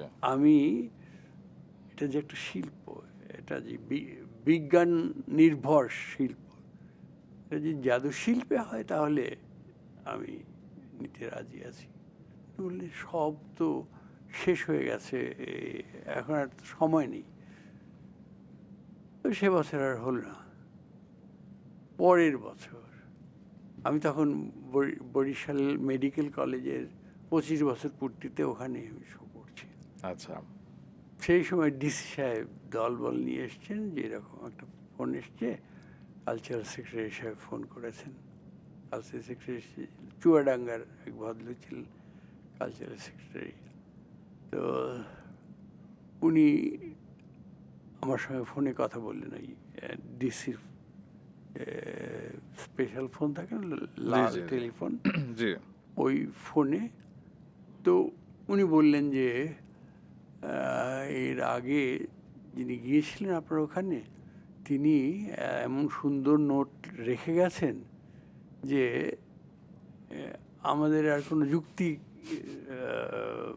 খুঁজে বার করার দরকার হয় না, ও আপনাকে জাদু শিল্পেই দেওয়া হবে আপনি যদি সম্মতি দেন। আমি বললাম হ্যাঁ। তা বললি তাহলে তো আগামীকালকে আপনাকে এসে একটু সাইন করতে হবে। আমি বললাম, আগামীকাল তো যেতে পারবো না, কারণ আমার আগামীকালকে শো আছে। শোয়ের পরে পরশু আমি রওনা করবো, তারপরের দিন আসবো। তারপর উনি চিন্তা করে বললেন যে আচ্ছা ঠিক আছে, আপনাকে আমি ট্রাস্ট করি, আমি ফাইলটা পাঠিয়ে দিই, আপনার যেখানে স্বাক্ষর লাগবে সেই পোর্শনটা আমি রেখে দিই। উনি রেখে দিলেন, আমি ঠিকই পরবর্তীতে আপনি নির্দিষ্ট সাইন দিনে করেছিলেন। গিয়ে স্বাক্ষর। তবে আপনার গার্ডসের কিন্তু সাধুবাদ জানাতেই হয়, কারণ আপনি যে জাদুবিদ্যাকে যদি মেনে নিতেন না, হয়তো না, বছরের পর বছর সেটাই আসলে হ্যাঁ, হয়তো পালন করা হতো আর কি। পরবর্তীতে যেটা হয় যে 1993 সালে তো আপনি রাষ্ট্রীয় সম্মাননা পেলেন এবং তার আগে আপনি আন্তর্জাতিক শো করেছেন এবং এখন পর্যন্ত আজ অবধি আপনি জাদু শিল্পকে আসলে বিশ্বের বিভিন্ন দিকে পৌঁছে দিয়ে যাচ্ছেন এবং আমি দেখেছি, আমি যখন থাইল্যান্ডে গেলাম এবং ব্যাংককে না কোথায় যেন যে ম্যাজিক মিউজিয়াম আছে এবং সেখানে গিয়ে দেখলাম যে একটা পোস্টার এবং সেখানে লেখা বড় করে জুয়েল আইচ। থ্যাংক ইউ, এত প্রাউড ফিল থ্যাংক করেছিলাম, ইউ, যেটা আমাদের জন্য অনেক গর্বের বিষয়। Thank you so much. বাহ! এবং আরো কিছু আপনার গল্প আছে, যেমন 1988 সালে 88 সালের বোধহয় 18 অগাস্ট আপনি যে গ্র্যান্ড স্কেল মেন্টাল ম্যাজিক ও এবং হ্যাঁ, লন্ডনে হ্যাঁ গিয়েছিলেন লন্ডনে। এবং সেখানে খুব ইন্টারেস্টিং কিছু গল্প আছে। আপনাকে চোখ বেঁধে দেওয়া হয়েছিল। কি হয়েছিল? আহ, ওটা হয়েছিল কি, আহ, ওইখানে আমাদের শো খুব ওয়েল অ্যাক্লেমড হলো। আচ্ছা। তো তারপরে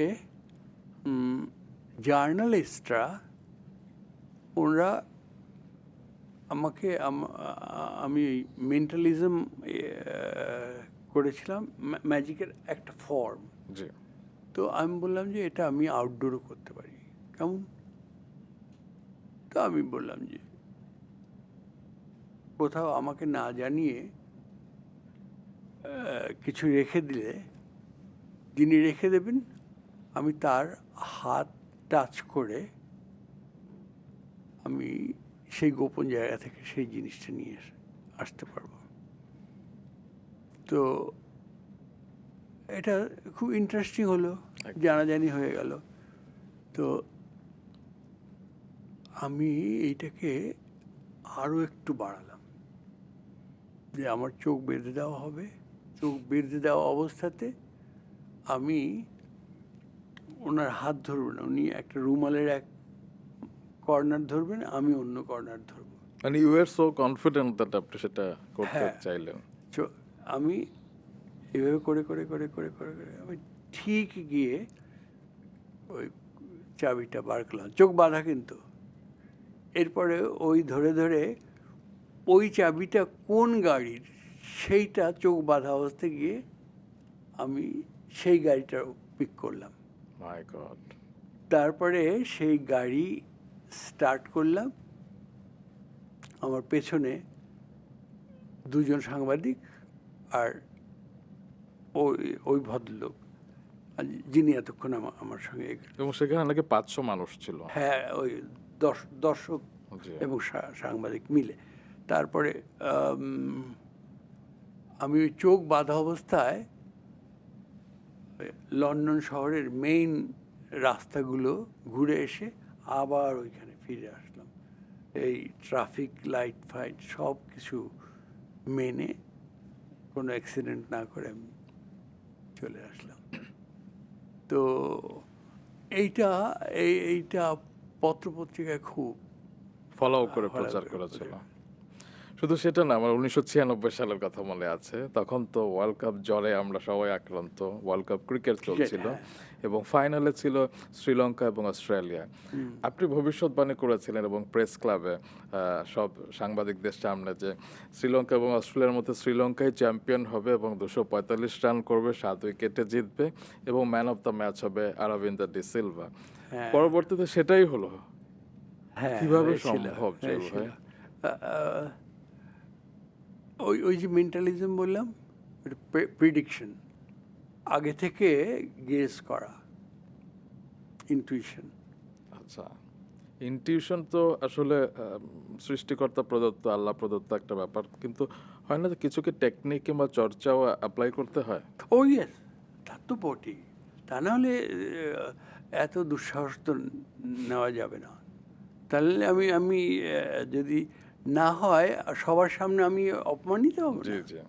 সেটা আপনাকে হতে হয় না। আপনাকে স্ট্যান্ডিং না। ওভেশন জানানো হয়েছিল সে হ্যাঁ, সময় এবং পত্রিকায় কিন্তু সেটাও আমাদের দেশে ফলাও করে প্রচার হ্যাঁ, হ্যাঁ, হয়েছিল। হ্যাঁ। সেটা আমার মনে আছে। তো আপনি তো বিশ্বের বিভিন্ন রাষ্ট্র নেতাদের সামনেও পারফর্ম করেছেন। একটু শুনি বেশ কয়েকজনের নাম। রাশিয়া থেকে আমাদের একবার অফার এলো, কিন্তু যেতে দেওয়া হলো না। ওই ওই প্রোগ্রামটায় যেতে না দেওয়ায় একদিন সন্ধ্যার পরে একজন বাঙালি আর একজন নর্থ কোরিয়ান অফিসার, এম্বাসির এলেন। আমি বললাম যে আপনি জানিয়ে আসবেন না, এরকম বিদেশি লোক? বললেন না, জানিয়ে আসলে তো অসুবিধা হবে, ট্রাক করবে। আমরা জানি যে গত বছর রাশিয়ায় যেতে দেওয়া হয়নি আপনাদেরকে। নর্থ কোরিয়ায় কিম ইল সুংয়ের আমন্ত্রণে তো গেলাম, এবং সেখানেও আমাদের খুব ওয়েল অ্যাক্লেমড হলো। কিম ইল সুংয়ের বাড়িতে আমরা একসঙ্গে লাঞ্চ করেছি। তারপরে এই যে ইউনাইটেড আরব আমিরাত, ইউএই, জি।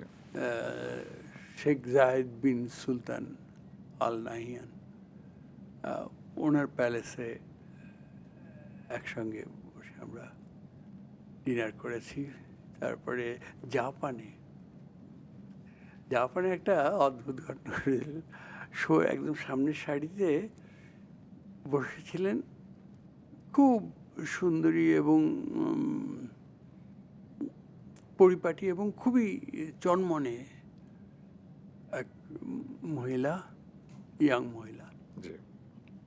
তো ন্যাচারালি তাকে আমার ম্যাজিকের এতে দর্শক দরকার। আমি তাকে জিজ্ঞেস করলাম যে সে মঞ্চে আসতে রাজি কিনা। হ্যাঁ, গটগট করে চলে এলো।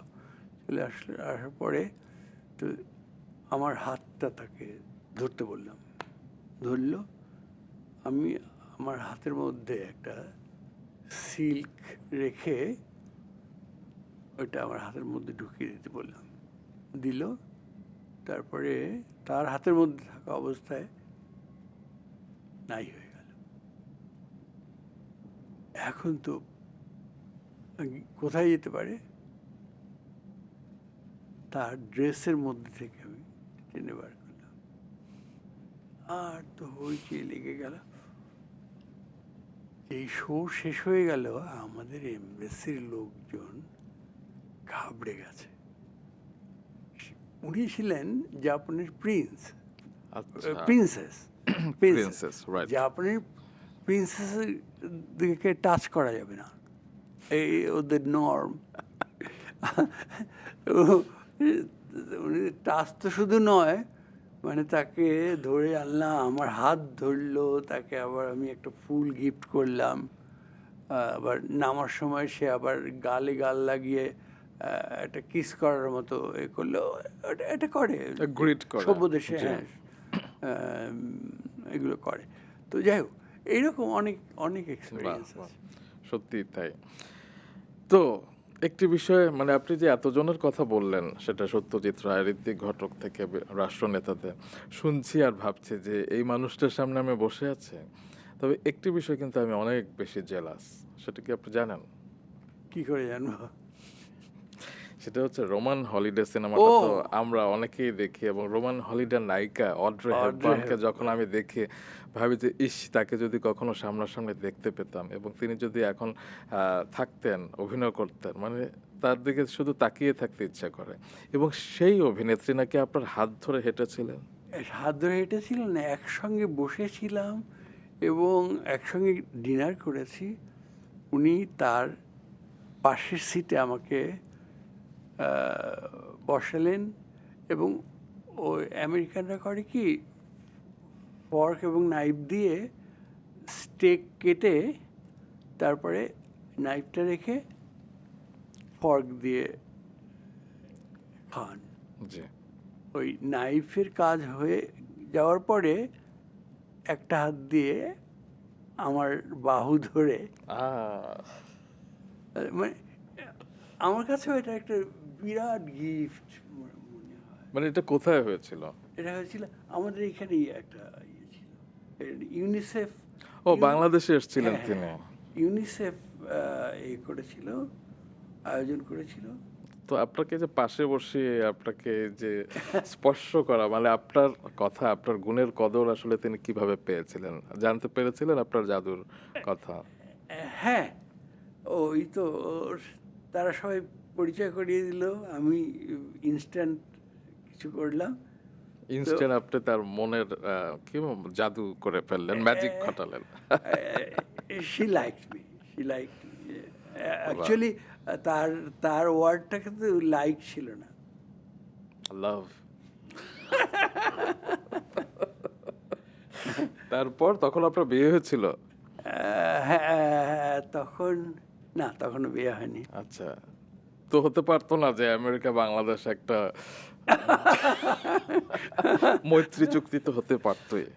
না, উনি আমার রেসপেক্টেড জায়গায়, উনি আমার চেয়ে সিনিয়র, এবং আমরাও তো ওই রোমান হলিডে দেখে টেকে তো ভক্ত হয়েছিলাম, আমি তার ফ্যান। যাই হোক, আরেকটি বিষয় আমার খুব মানে শিহরিত হই যখন আমি জানতে পেরেছিলাম যে আমাদের প্রয়াত কথা সাহিত্যিক হুমায়ুন আহমেদ, তিনি তো আপনার খুব ঘনিষ্ঠ জন ছিলেন এবং তার জীবনের শেষ পেইন্টিংটি তিনি আপনাকে গিফট করে গিয়েছিলেন। এই যে কি হারিয়েছি আমি এটা বলতে পারবো না। এবং ম্যাজিক মুন্সি বলে একটা বই দেখেছিলাম, সেখানে উৎসর্গে তিনি লিখেছিলেন যে জাদুবিদ্যায় এভারেস্টে উঠে গিয়েছেন জুয়েলাজ। এমনিতে তো যারা এভারেস্টে ওঠে তারা একসময় শৃঙ্গ থেকে নিচে নেমে আসে, কিন্তু একে নামানো যাচ্ছে না। ভুলে গেছে, নাম তো ভুলে গেছে। হ্যাঁ, এরকম। এবং তার এমন একটা ধারণা হয়েছিল যে ম্যাজিকে কিছু বললেই আমি সেটা ম্যাজিক বানিয়ে ফেলতে পারি। তিনি তো আপনার কাছ থেকে ম্যাজিকও শিখেছিলেন, তাই না? হ্যাঁ, উনি আগেই জানতেন, আগেই ম্যাজিক জানতেন, কিন্তু সেইটার আরও রিফাইনমেন্ট সেগুলো আমি তাকে করেছি। এবং বাইরে গেলে পরে আমার জন্যে গিফট হিসেবে ম্যাজিক নিয়ে আসতেন। বাহ বাহ। তো সেগুলো নিশ্চয়ই আপনার সংগ্রহশালায় আপনি রেখে হ্যাঁ, দিয়েছেন। আছে অবশ্যই। তো হুমায়ুন আহমেদকে নিয়ে শুনলাম, এবার হুমায়ুন আজাদকে নিয়ে শুনি, প্রয়াত। ওনার সঙ্গে আমার খুব ভালো ছিল, আমরা খুব কাছাকাছি থাকতাম লেক সার্কাস কলাবাগানে। তো ওই তার বাড়িতেও আড্ডা হতো, আবার ইয়েতে আজিজ কোঅপারেটিভ মার্কেট আছে না, বইয়ের super market, Aziz super market, ওখানেও হতো। তো ওনার সঙ্গে আর হুমায়ুন আহমেদের সঙ্গে আড্ডার আবার ধরন ছিল আলাদা। হ্যাঁ, উনি করতেন কি, উনি গল্প সল্প করে পরে পরখ করার জন্যে উনি এক ধরনের খোঁচা মারতেন। তো প্রথম দিকে এটা আমি নিতাম, তারপরে আমি বুঝলাম যে আমার তো কাউন্টার খোঁচা দিতে হবে। ওনার কাছে গেলে পরে আমিও কাউন্টার খোঁচা রেডি করে যেতাম। এবং মানে আপনি ডিফেন্স মেকানিজম শিখে গিয়েছিলাম, কারণ উনি যেহেতু এটা করেন, সব প্রত্যেক দিন যে করতেন তা না, মজায় মজায় যেত, হাসি ঠাট্টায় যেত, কিন্তু এইটাও করতেন। ওইটা যেদিন করতেন সেদিনে আমি ওই কাউন্টারটা দিতাম, যার ফলে ওই কাউন্টার পাওয়ার পরে ওনার ওই খোঁচা দেওয়াটা বন্ধ হয়ে গেছিল। তো আমরা হুমায়ুন আহমেদকে নিয়ে শুনলাম, হুমায়ুন আজাদকে নিয়ে শুনলাম, এবং প্রয়াত অভিনেতা হুমায়ুন ফরিদি, যিনি আপনার আরেকজন কাছের মানুষ ছিলেন। এবং কি ভালোবাসতো বলার মতো না। এই ফেব্রুয়ারিতেই তার মৃত্যুবার্ষিকী ছিল, গত 13 ফেব্রুয়ারি। তো তার সাথে তো আপনার অসংখ্য স্মৃতি, একটু মজার স্মৃতিটা শুনি। একবার 42 পদের মাছ করেছিলেন আপনার জন্য। এই অকল্পনীয় আমাকে সে তখন 42 হি কুডন্ট অ্যাফোর্ড দ্যাট। তখন তার আর্থিক অবস্থা মোটেই ভালো না। তো এই বিকেন্দ্র নুন স্কুল সিদ্ধেশ্বরী, জি জি। ওইখানে একটা একতলা বাড়িতে সে থাকতো তখন। তো আমাকে একদিন ফোনে বলে, বন্ধু তুমি আমার বাড়িতে একদিনও খাও নাই, আগামী শুক্রবার দুপুরে আমাদের বাড়িতে খাবে। বলে আচ্ছা ঠিক আছে আসবো। তো তুমি কি কি খেতে পছন্দ করো? আমি বললাম বাঙালি ভাত মাছ আর কি। আচ্ছা ঠিক আছে। তারপরে গেলাম, গল্প সল্প করার পরে ওই তার কাজের যে ছেলেটি সে বলল যে আসেন। ভেতরে ঢুকে দেখি কি ওই যে সেই সময় ওই যে ডেকোরেটররা লম্বা লম্বা টেবিল দিত না, এরকম জি, জি, লম্বা জি। লম্বা 3টা টেবিল, তার উপরে বাটিতে সাজানো অসংখ্য বাটি। বলি এ কি? বলে এই আর কি, এইটুকু পাওয়া গেছে। আমি কি রাক্ষস নাকি? এইটুকু পাওয়া গেছে কি? তারপরে বলি করছো কি, কয় রকমের? তারপর ওই সেই ছেলেকে জিজ্ঞেস করে এই কয় রকম? বলে 42। অর্থাৎ সে যতগুলো বাজার আছে ঢাকা এবং ঢাকার ওপারে ওই যে কেরানীগঞ্জ, জি, জি। তারপরে আরও কি কি জায়গা আছে না, ওইসব জায়গায় পাঠিয়ে এনেছে। তখন তো মোবাইল ফোন ছিল না। ও কি পরিমাণ মাছ এনেছে একবার চিন্তা করেন, যে 42 রকমের আলাদা আলাদা মাছ। তারপর খেতে পেরেছিলেন কটা? সব কি না না টেস্ট না, করতে সব পেরেছিলেন? পাগল নাকি? আপনি একা ছিলেন নাকি সাথে কাউকে না, নিয়ে গিয়েছিলেন? ও আর আমি অধিকাংশ সময় ও আর আমি এক্সক্লুসিভ আড্ডাটা দিতাম। বাহ! মানে ও চাইতো, ও একটা কথা বলতো যে বন্ধু, ও আমাকে বন্ধু বলে ডাকতো, বাহ! আমার এখানে যারা আসে পিওর বন্ধু একমাত্র তুমি, কোনো স্বার্থ ছাড়া বন্ধু। আর সবাই কোনো না কোনো কারণে আসে, কোনো প্রয়োজনে। সেটা নাটকের কারণ হতে পারে, অন্য কারণ হতে পারে। একমাত্র তুমি আসো যার শুধুমাত্র ভালোবাসার টানে আসে। এরকম বন্ধু আমি পাইনি আর। তো এবং সেই বন্ধুকে এখনো আপনি আপনার বুকের ভেতরে এক- রেখে দিয়েছেন। সেটির প্রমাণ আমি পেয়েছি ২ বছর আগে মেরিল প্রথম আলো পুরস্কার Oh, অনুষ্ঠান yes. হলো। এবং সেই অনুষ্ঠান শেষে আপনি বাড়ি ফিরে একটি ফেসবুকে পোস্ট দিয়েছিলেন। হ্যাঁ, কারণ সেই অনুষ্ঠানে অভিনেতা আফরান নিশো পুরস্কার পাবার পর, এবং তিনি সবসময় হুমায়ুন ফরিদীকে স্মরণ করেন। ও এবং সেটি দেখে আপনি আবেগ আপ্লুত হয়ে লিখেছিলেন যে ফরিদীকে আমি এখনো পাগলের মতো ভালোবাসি, কিন্তু আজ একজন তরুণ অভিনেতা আমার থেকেও বেশি ফরিদীকে ভালোবেসে একদম আমাকে হারিয়ে দিল, এবং একদম এই একদম পরাজয়ের সুখ যে কি তীব্র আজ আমি বুঝতে পারছি। একদম একদম মানে আমার গা কাটা দিয়ে ওঠে। আপনি কি জানেন, এবং আপনার এই পোস্টটি দেখার পর আফরান নিশো আমার কাছে আপনার নাম্বার চেয়েছিলেন এবং আপনার সাথে যোগাযোগ করেছেন, তারপরে এবং পরবর্তীতে দেখা আপনাদের হয়েছে, দেখা হয়েছিল। জড়াজড়ি করেছি। এবং এই যে আপনি ফরিদী ভাইকে কেউ সম্মান করলে এখনো তার পাশে দাঁড়ান, কিংবা তাকে আপনি অ্যাপ্রিসিয়েট করেন, এটি তো আসলে বন্ধুত্বকে বাঁচিয়ে রাখা। একদম এটা হুমায়ুন আহমেদের ব্যাপারেও একই কথা, জান প্রাণ দিয়ে ভালোবাসত। এবং এই ধরনের কথা হুমায়ুন আহমেদ আমাকে বলতো, যে আমার কাছে আসে অনেকে, আড্ডা হয়, কিন্তু কোনো ইয়ে ছাড়া, স্বার্থ ছাড়া। আমরা দুজন স্বার্থ ছাড়া বন্ধু। এবং আপনি সেই ম্যাজিকটা, বন্ধুত্বের ম্যাজিকটা আসলে ছড়িয়ে দিতে পেরেছিলেন বলেই আসলে তারা এরকম ফিল করতো।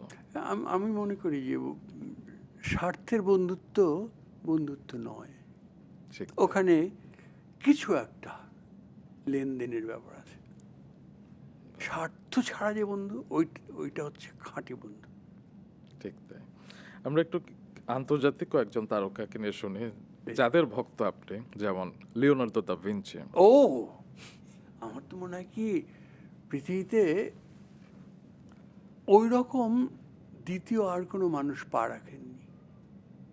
কারণ এই যে অ্যানাটমি, জি, এটা কিন্তু লিওনার্দো দা ভিঞ্চি মানুষ ওই কবর খুঁড়ে গোপনে উনি শরীর কেটে কেটে সেই মানে উনি, ওনার এত পারফেক্ট, ওনার যে স্কাল্পচারগুলো, আমি রোমে বারবার গিয়েছি ওনার দেখতে, ভাস্কর্য দেখতে। একটা ভাস্কর্য আছে, প্রেমিক প্রেমিকাকে আদর করে দুই হাতে কোলের মধ্যে নিয়েছে, আর প্রেমিকা আহ্লাদে নিজেকে পুরো সমর্পণ করে দিয়েছে, চোখ প্রায় বোঝা।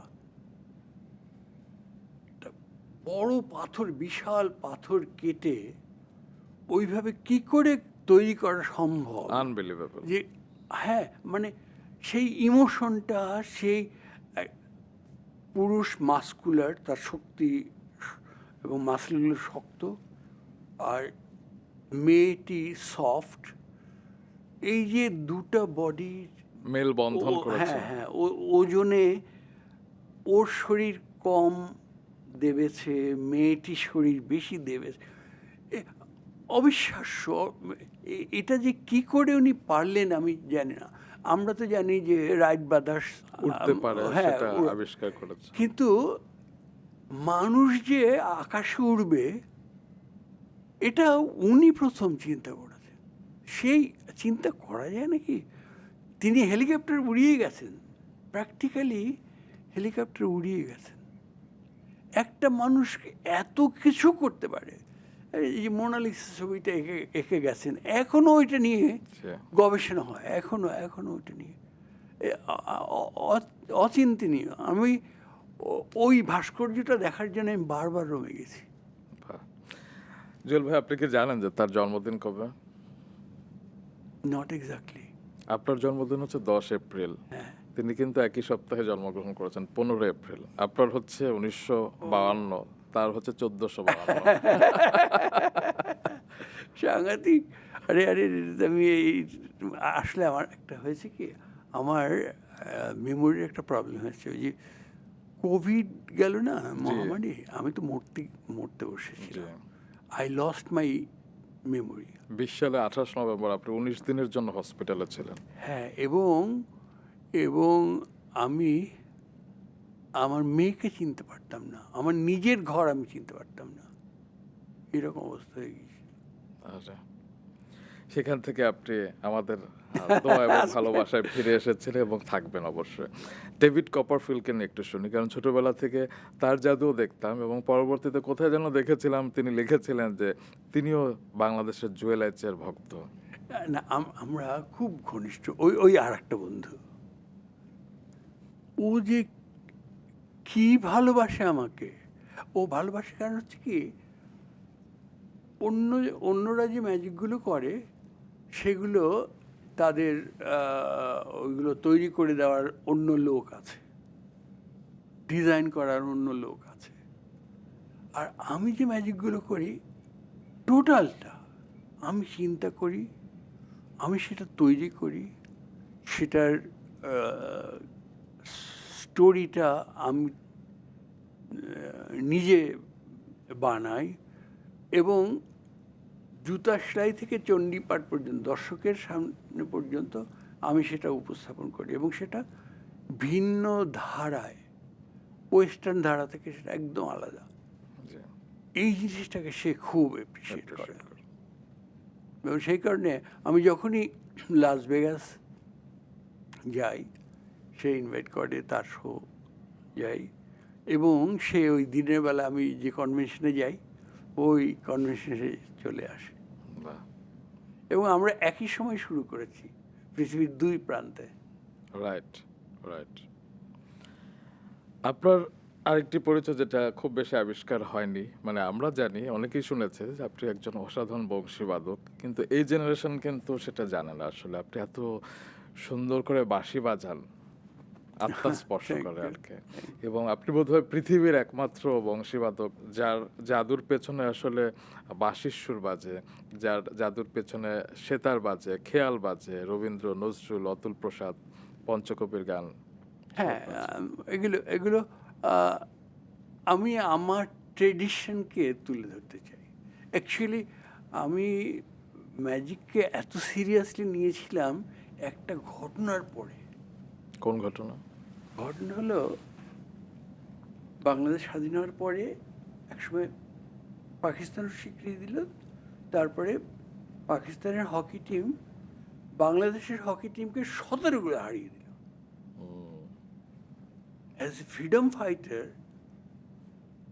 ইট মেড মি ম্যাড, যে এইরকমভাবে ওদেরকে আমরা পরাজিত করলাম, আমাদের হাতে কিচ্ছু ছিল না আর ওদের সব ছিল, তারপরে আমরা ওদেরকে হারিয়ে দিয়েছি।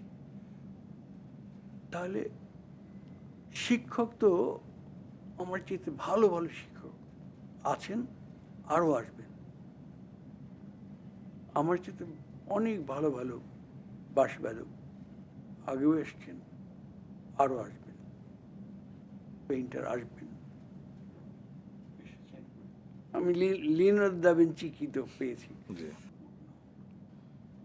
ম্যাজিকের ঐতিহ্য আমাদের, এটা আমার হিস্ট্রি থেকে আমার জানা। তো ম্যাজিকে এত শ্রম দিতে কেউ আসবে না। ম্যাজিকে তো অনেক কম্পোজিটার, তো জি। সিনেমা একটা কম্পোজিটার, জি, জি। কিন্তু সিনেমার গল্পটা লেখেন একজন স্ক্রিপ্ট রাইটার, আর একজন ডিরেক্টর, আর একজন প্রডিউসার, আর একজন অ্যাক্টর, একজন এক্সপার্ট অ্যাক্টর, এডিট করেন একজন, ক্যামেরাম্যান একজন, সাউন্ড রেকর্ডার, গান গায়, এমনি করে অসংখ্য লোক জি, কাজ করে। আর ম্যাজিকে টোটালটা একজনকেই করতে হয়। একজনকে করতে হয়। ওই লেভেলের পরিশ্রম করতে আসবে না, অর্থাৎ ম্যাজিকই হবে। চমৎকার। সেই কারণেই আমি ওই যে বললাম যে এ, ছবির অফার এসেছিল, আমি ফিরিয়ে দিয়েছি, কারণ আমার ম্যাজিক নিয়ে পুরো পৃথিবীকে, বাংলাদেশকে উপস্থাপন করতে হবে। আমার ম্যাজিকের স্লোগানের মতো করে আমি বাংলাদেশ বাংলাদেশ বলি না, কিন্তু সবসময় আপনি বাংলাদেশকে নানান কায়দায় আমি, এবং বিশ্বের বিভিন্ন দেশে আপনি পারফর্ম করেছেন, আমাদেরকে প্রাউড ফিল করিয়েছেন, সেটি বাংলাদেশকেই তো আসলে করিয়েছেন। অ্যাকচুয়ালি, এবং আমার সব শেষের আইটেমটা থাকে এরকম যে পুরো স্টেজটা আমি হাওয়া থেকে ফুল প্রডিউস করে স্টেজটাকে ফুলের বাগান বানিয়ে ফেলি, বাহ, এবং সব শেষে হাওয়া থেকে একটা কিছু কিছু না, তার মধ্যে থেকে একটা পোল বার হয়, মোটা একটা দণ্ড। এই দণ্ডটা আস্তে আস্তে লম্বা হতে থাকে, লম্বা করতে থাকি, লম্বা করতে বিশাল লম্বা, মানে স্টেজটা যত হাইট অতখানি লম্বা হয়। সঙ্গে একটা বাংলাদেশের ফ্ল্যাগ, মানে আমাদের এখানে যে সস্তা ফ্ল্যাগ ওড়ায় ওই না, একদম পিওর সিল্কের ফ্ল্যাগ, প্রিন্ট করা, সেলাই করা না, প্রিন্ট করা ফ্ল্যাগ। এবং সেইটা নিয়ে আমি স্টেজের এই মাথা থেকে ওই মাথা যাই, একবার এই পাশে আবার একবার ওই পাশে গিয়ে, তারপরে ওই ফ্ল্যাগটা একজন ধরে, আমি হাওয়া থেকে বাঁশি তৈরি করি, এবং আমি আমার সোনার বাংলা আমি তোমায় ভালোবাসি জাতীয় সঙ্গীত বাজাই, দর্শক উঠে দাঁড়ায়, and that is the closing of my show. আবারও সকল বাংলাদেশিদের পক্ষ থেকে আপনাকে সশ্রদ্ধ সালাম। Thank you. এটা আমার কি বলবো, এটা আমার সৌভাগ্য যে এই সুযোগটা আমি পেয়েছি। বাহ! আবার একটু বাঁশির প্রসঙ্গে থাকি। কারণ আপনার একটি আলাদা আপনার নিজের একটা বাঁশি আছে যেটা পণ্ডিত হরিপ্রসাদ ও চৌরাশিয়া হ্যাঁ, সেটাকে আরেকটি নাম দিয়েছিল। শুনি সেটা জুয়েল সম্পর্কে। বাঁশি। জুয়েল বাঁশি। হয়েছে কি আমার মাইগ্রেনের ব্যথা, আচ্ছা, ক্লাসিক্যাল তো বড় বাঁশি বাজাতে হয়, তো ওই বাজাতে গেলেই ওই মাথা ধরে যেত। তো কিন্তু আমি তো একটা ধরলেও ছাড়বো না, মাইগ্রেন কি, জীবন যে পর্যন্ত আছে আমি করবই করব। তো এক সময় মনে হলো যে আচ্ছা আমি ঘাড় বাঁকা না করে আমি যদি বাঁশিটার ঘাড় বাঁকা করি তাহলে তো হতে পারে। এবং আমি সেই কাজটাই করলাম, গবেষণা করে করে করে করে আমি বাঁকা বাঁশি বানালাম একটা সেভেনের মতো। ইংলিশ সেভেনের মতো। আমি দেখেছি বাঁশিটা। হ্যাঁ। আমি আমি ঘাড় সোজা রাখছি, বাঁশিটার ঘাড় বাঁকা বাহ! হয়ে গেল। তো সেই এবং বাঁশি জি, বলুন। এইটা এই হরিপ্রসাদ চৌরাসি এটা দেখে একদম এত খুশি হলেন, উনি ওটার নাম রাখলেন জুয়েল বাঁশি। বাহ! বাহ! বাহ! এবং আপনি পণ্ডিত হরিপ্রসাদ চৌরাশিয়া থেকে শুরু করে মান্না দে, হৈমন্তী শুক্লা তাদের মতো শিল্পীদের কাছ থেকে আসলে প্রশংসা পেয়েছেন, স্নেহধন্য হয়েছেন। এবং যেটা হয় যে ওস্তাদ আব্দুর রহমানের কাছ থেকে আপনি শিখেছিলেন এবং তিনি আপনাকে বিনা পারিশ্রমিকে একদম শিখিয়েছিলেন। পারিশ্রমিক তো নিতেনই না, উনি এত ভালোবেসেছিলেন। শুধু উনি না, ওনার পুরো পরিবার। আমি ওই শুক্রবার দিন যেতাম, ওটা ছিল ছুটির দিন, ওই দিন শেখাতেন। আর ওই সারা সপ্তাহে ওনার বাড়িতে যদি ভালো কোনো খাবার রান্না টান্না হয়ে রাখতো, ওই ওনার ওয়াইফ সেটা আমার জন্য রেখে দিতেন। বাহ! এবং ওই দিন আমি কোথায় আমি তাকে সম্মানই দেব, সেখানে উল্টো আমাকে তারা এবং তার ছেলেমেয়েরা আমাকে চাচা ডাকতেন। শুধু না, চাচাকে যেরকম রেসপেক্ট করতে হয় সেই রকম রেসপেক্ট তারা করতে এখনো করে, এখনো করে। বাহ! চমৎকার। তো এটার সাংঘাতিক পাওনা। আরেকজনের কথা জানতে চাই। কিছুক্ষণ আগে তাকে নিয়ে আমরা কথা বলেছি, পণ্ডিত রবিশঙ্কর। এবং জর্জ হ্যারিসন একবার একটি কথা বলেছিল না যে বিশ্ব সংগীতের দেবপিতা হচ্ছেন রবিশঙ্কর। একদম লিটারালি সত্য। এবং তিনি আপনাকে বেশ স্নেহ করতেন। একবার শুনেছি যে তিনি বাংলাদেশে এসেছিলেন এবং শিল্পকলা একাডেমিতে তাকে সম্বর্ধনা দেওয়া হয়েছিল। হ্যাঁ, এবং সেখানে বাংলাদেশের যত রাজনীতিবিদ, ব্যবসায়ী কিংবা শিল্পী যারাই ছিলেন, শিল্পীরা, সব শিল্পীরা সব ছিলেন। শিল্পীরা ছিলেন। সবার মধ্যে একজনকেই আসলে বক্তৃতা দিতে বলা হয়েছিল এবং তিনি হচ্ছেন আমাদের এই জুয়েলাইট। সেটা সেটাও একটা সৌভাগ্যের বিষয়, কারণ অত বড় বড় বাংলাদেশের শিল্পীরা তো আছেন, তার মধ্যে তাদেরকে না বলে আমাকে দিয়ে বলানো, এবং একমাত্র বক্তা আমি জি, বাংলাদেশ পক্ষ থেকে। একদম। এটার পেছনে একটা কারণ আছে মনে, সেটা হচ্ছে উনি যখন প্রথম দিন পারফরমেন্স করেন জি, তখন আমি খুব অ্যাটেন্টিভ ছিলাম। আমি যেহেতু ক্লাসিক্যাল মিউজিক বাঁশিতে, তো বিভিন্ন রাগের বিভিন্ন তালের ফাঁক যারা জানে তাদের অটোমেটিক্যালি চলে ওই আসবে। হ্যাঁ হ্যাঁ ওই সময়ের সময় একটা টোকা, ফাঁকের সময় হাতটা এরকম উঠে আসা, তারপরে খুব আবেগের জায়গায় আহা হা করে শব্দ বেরিয়ে আসা, এটা জি, ইচ্ছা করে না, অটোমেটিক বেরিয়ে আসে। তো প্রথম দিন প্রোগ্রামের শেষে মাঝবয়সী এক ভদ্রলোক তাড়াতাড়ি ছুটে এসছেন আমার কাছে, ছুটে এসে বললেন যে পণ্ডিতজি আপনাকে দেখা করতে বলেছেন। আমি কিছু ভুল করেছি? না না না না, খুশি হয়ে ডেকেছেন। আমি তখন তো মহা আনন্দে গেলাম। তো উনি আমাকে খুব গায়ে গালে হাতে মাথায় আদর করে টরে আজকে তোমাকে না পেলে আমার পক্ষে খুব মুশকিলই হতো বাজানোটা। কারণ এইখানে যারা মন্ত্রী মিনিস্টার যারা বসে আছেন, তাদের কীরকম লাগছে আমি কিছুই বুঝি না। কারণ কেউ ফাঁকের সময়ও কিছু করছে না, বা বিশেষ জায়গায় তাদের কি অনুভূতি হলো তারও কোনো প্রকাশ নেই। তুমি দেখি পাগলের মতো করছো।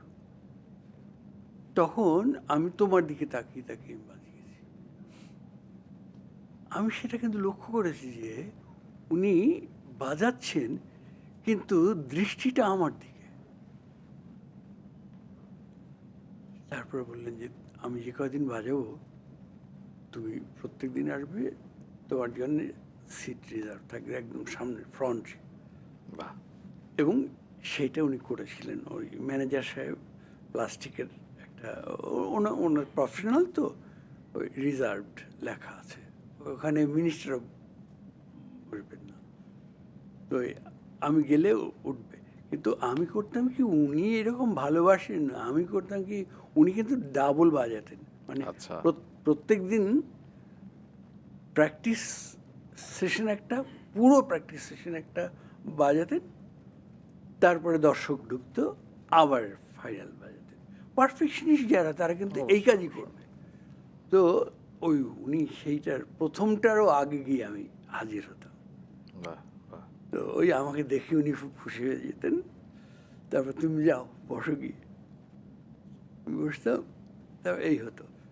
এইটা শিল্পকলা একাডেমির যারা কর্মকর্তারা তার নজর করেছেন। তো শিল্পকলার যেদিন ওনাকে সংবর্ধনা দেওয়া হচ্ছে, এটা কিন্তু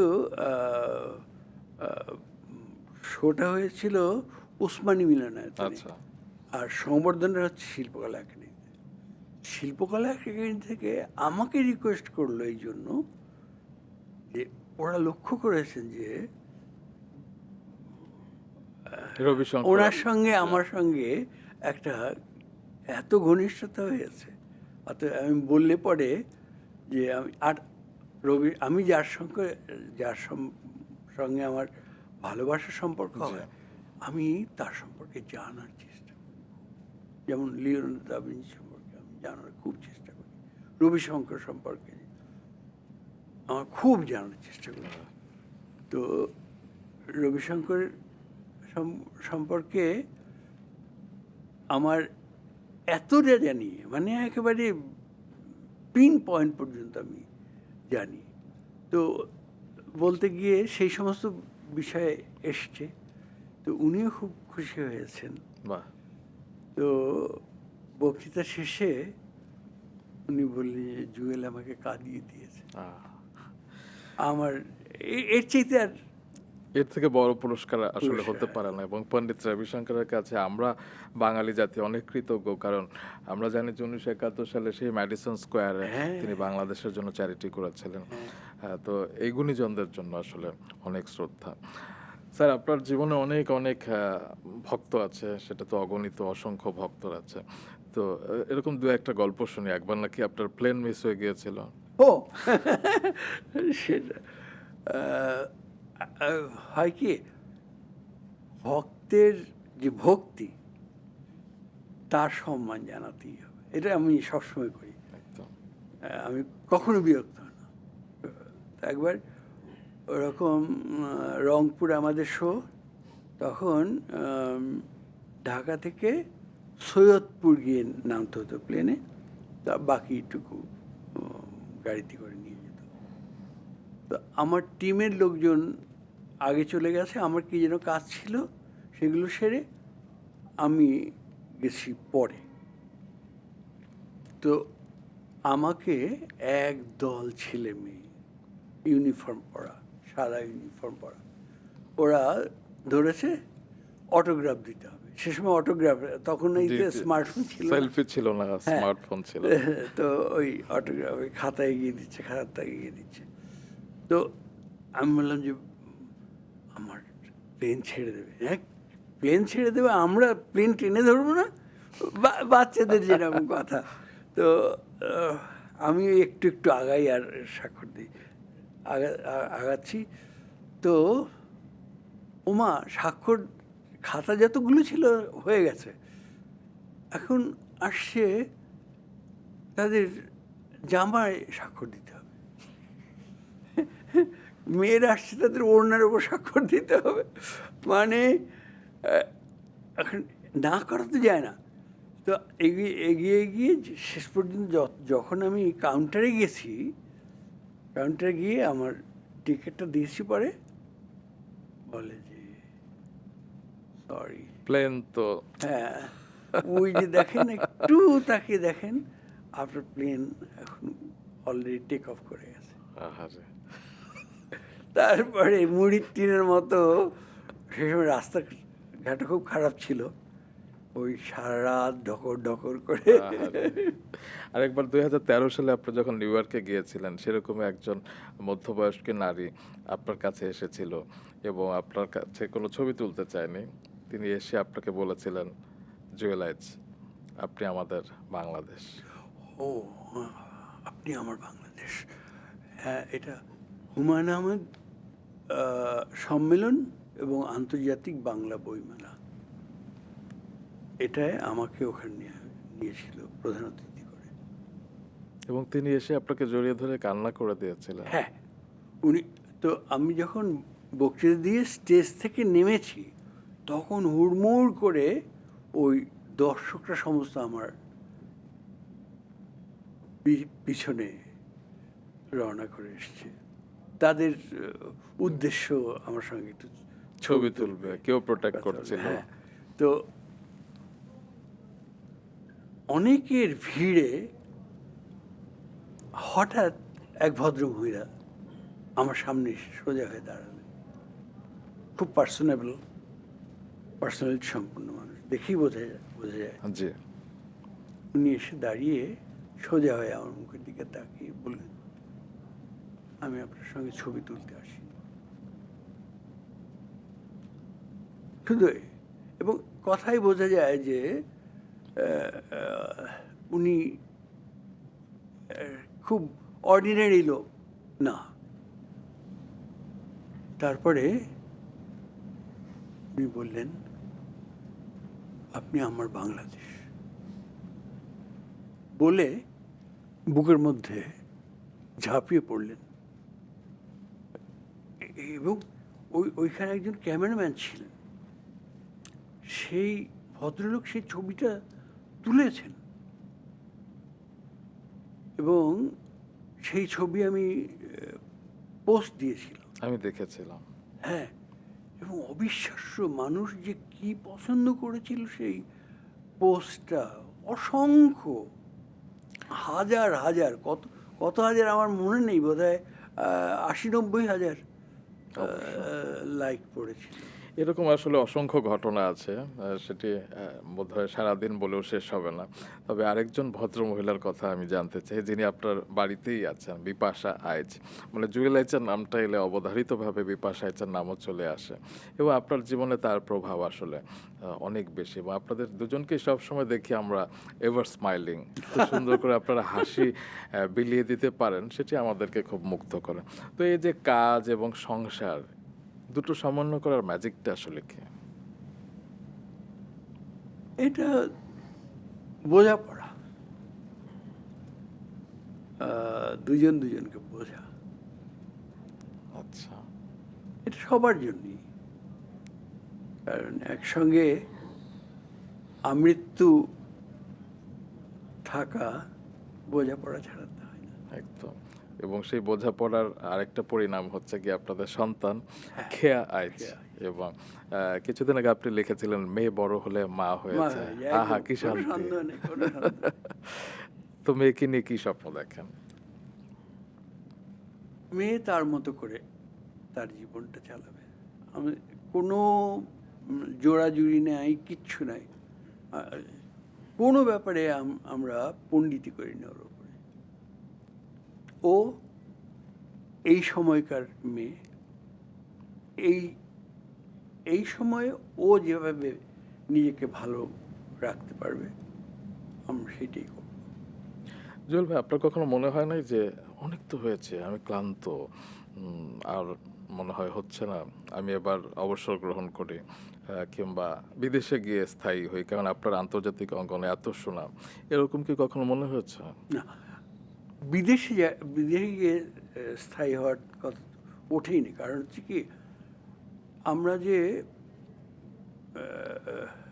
আমার এই যে এত কিছু প্রাপ্তি, এটা তো এই দেশ থেকেই হয়েছে।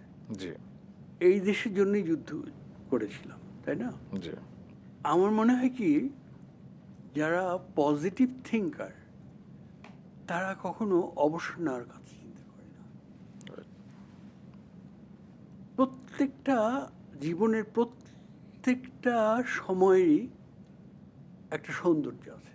জি, যে সন্তানটি এই মুহূর্তে জন্ম গ্রহণ করলো, সে একভাবে সুন্দর, সে আস্তে আস্তে বড় হচ্ছে, জি, সে যখন টিনেজ পার করছে এক এক এক সৌন্দর্য, সে তার যৌবন পার করছে আরেকটা সৌন্দর্য, তারপরে আরও এমনি করে যখন আরও বয়স হয়ে গেল, তখনকার সৌন্দর্য অন্যরকম।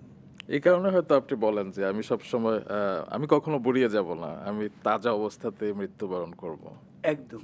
এবং আমি একটা জিনিস চাই, সেটা এটা আমার মেয়েও রাজি না, কেউ আমার আত্মীয় স্বজনও কেউ রাজি না। সেটা হচ্ছে, আমি মরণোত্তর দেহদান করেছি। জি, তো এটা কিন্তু নন জুডিশিয়াল স্ট্যাম্পে আমরা সাইন করেছি। আমার মনে হলো যে মরণোত্তর যে দেহদান করা, এরপরে হয়তো শিক্ষার কাজে এই শরীরটা ব্যবহারিত কেটে, হবে। হ্যাঁ, ব্যবহার করবে, অথবা কিছু কিছু জিনিস তাড়াতাড়ি যদি নিতে পারে, চোখ ব্যবহার কাজে লাগতে পারে, আরও কিছু কিছু অর্গান চটপট করে ব্যবহার করা যেতে পারে। কিন্তু এটা তো মরে যাওয়ার পরে যে দান করা, মরণোত্তর দেহ দান, এটা তো তেমন দান নয়। জি, আমার চুল কাটার পরে সেই কেটে ফেলা চুল, অথবা নখ কাটার পরে কেটে ফেলা নখ দান করে দিলাম, এটা তো দান নয়। জি, আমার সত্যি সত্যি ইচ্ছা হয়, এই যে তাজা অবস্থায়, এই অবস্থায় যদি আমি আমার শরীরটাকে দিতে পারি, আমি গিয়ে বারডেমের আজাদ ভাইকে বলবো, আজাদ ভাই, আমাকে অ্যানেস্থেসিয়া দিয়ে আমার পুরো শরীরের সমস্ত অর্গান, যার যার দরকার, আপনি সবাইকে দিয়ে দিন। এটা আপনি করতে চান? আমি একদম, তাইলে আমার চাইতে আর সুখী কেউ হবে না। আমার চাইতে অনেক কম বয়সে অনেকে মারা গেছে না, 71-এ যখন যুদ্ধ করেছি তখন মারা গেছে, তার আগেও কম বয়সে মারা গেছে, এই বয়সে এসে তো অনেকেই মারা গেছে। আমি যদি আজকে এই অফারটা করতে পারি, বাস্তবায়ন করতে পারি, তাহলে আমার চাইতে খুশি আর কেউ থাকবে না। মানে আপনি এই মুহূর্তেই সেটা করতে চান? একদম। তা আমরা তো একজন জুয়েল আজকে হারিয়ে ফেলবো। না, জুয়েলাইসে যা করার তো যে পর্যন্ত করার করেছে। এখন এই কাজটা আমি আমি আমি একটা উদাহরণ রেখে দিতে চাই। মানুষ সাহসী হোক, মানুষ বিজ্ঞান মনস্ক হোক।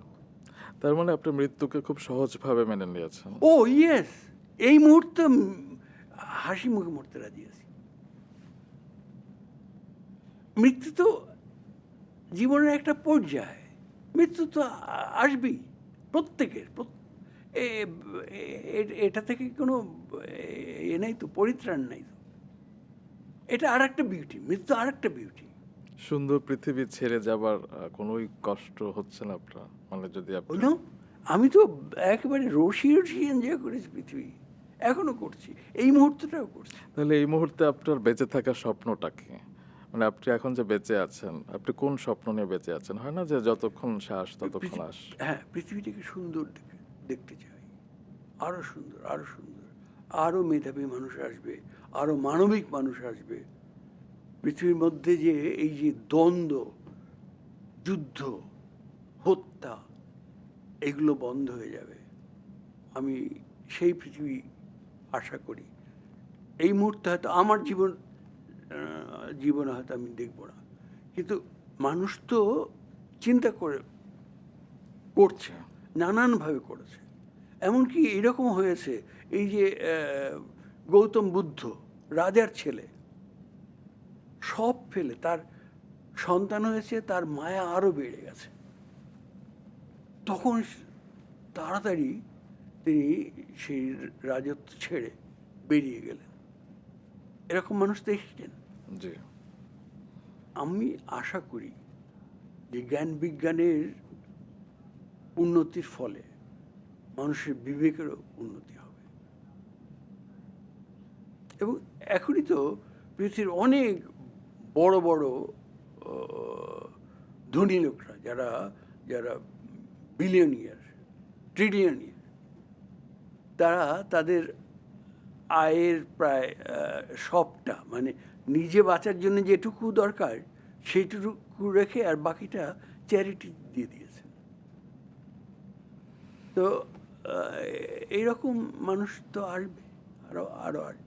এবং আপনাকে সাহসী জানতাম, কিন্তু চরম সাহসী কিংবা এরকম ভিন্নভাবে ভাবতে পারেন এটা আসলে আগে কখনো আবিষ্কার করিনি জুয়েল ভাই। আপনি আসলে সবার থেকে আলাদা, এবং আপনি একজন বীর মুক্তিযোদ্ধা যে আপনার প্রতিটি আচরণের প্রতিটি কথায় আপনি সবসময় সেটা ধারণ করেছেন। এবং এই যে আপনি মানব কল্যাণে নিজেকে ব্রত করতে চাইছেন, এবং ইতিমধ্যেই তো আসলে মরণোত্তর দেহদান করার প্রতিশ্রুতি দিয়েছেন, কিন্তু এই মুহূর্তেই যে সেটা করতে চান কিংবা এরকম সাহসী আপনার ভাবনা, সেটার জন্য আসলে মানব জাতির পক্ষ থেকে আপনাকে আসলে তাতেও কিন্তু ঋণ শেষ হবে না। আমরা সকালে উঠে যে নাস্তাটা খাই, তারপরে জামা কাপড় পরি, দুপুরে এই রাত্রে, একটা দিনে 24 ঘন্টায় যত মানুষের অবদান আমরা এনজয় করি, এর কতটুকু আমি নিজে তৈরি করেছি। এই যে জামা কাপড়, এই যে মাইকটা, আমি তো এই যে কাপটা, এই টেবিলটা, এই চেয়ারটা, মানে ঋণের শেষ নাই। আসলে সকলের তরে সকলে, আমরা প্রত্যেকে আমরা পরের তরে বলে না, হ্যাঁ, এই জন্যই বোধ হয় আমরা লক্ষ লক্ষ কোটি কোটি মানুষের কাছে ঋণী। এই ঋণ শোধ করার কোনো উপায় নাই। পুরো বাংলাদেশ এবং আমরা সবাই আপনার কাছে ঋণী, এবং এই কথাগুলোর পরে আসলে কোনো কথা চলে না। আজকের পডকাস্টটি এখানেই শেষ করতে চাইছি আপনার অনুমতি পেলে। আমার অসংখ্য অসংখ্য, মানে কি বলবো, সুন্দর মুহূর্ত আপনি দিয়ে গেলেন। আমারও কথা বলে খুব ভালো লেগেছে। দর্শকদের উদ্দেশ্যে কিছু বলতে চান? একটাই কথা, সকলের তলে সকলে আমরা, প্রত্যেকে আমরা পরের তলে। বাহ বাহ বাহ, আমি একটু দর্শকদের কাছ থেকে বিদায় নিয়ে আসি।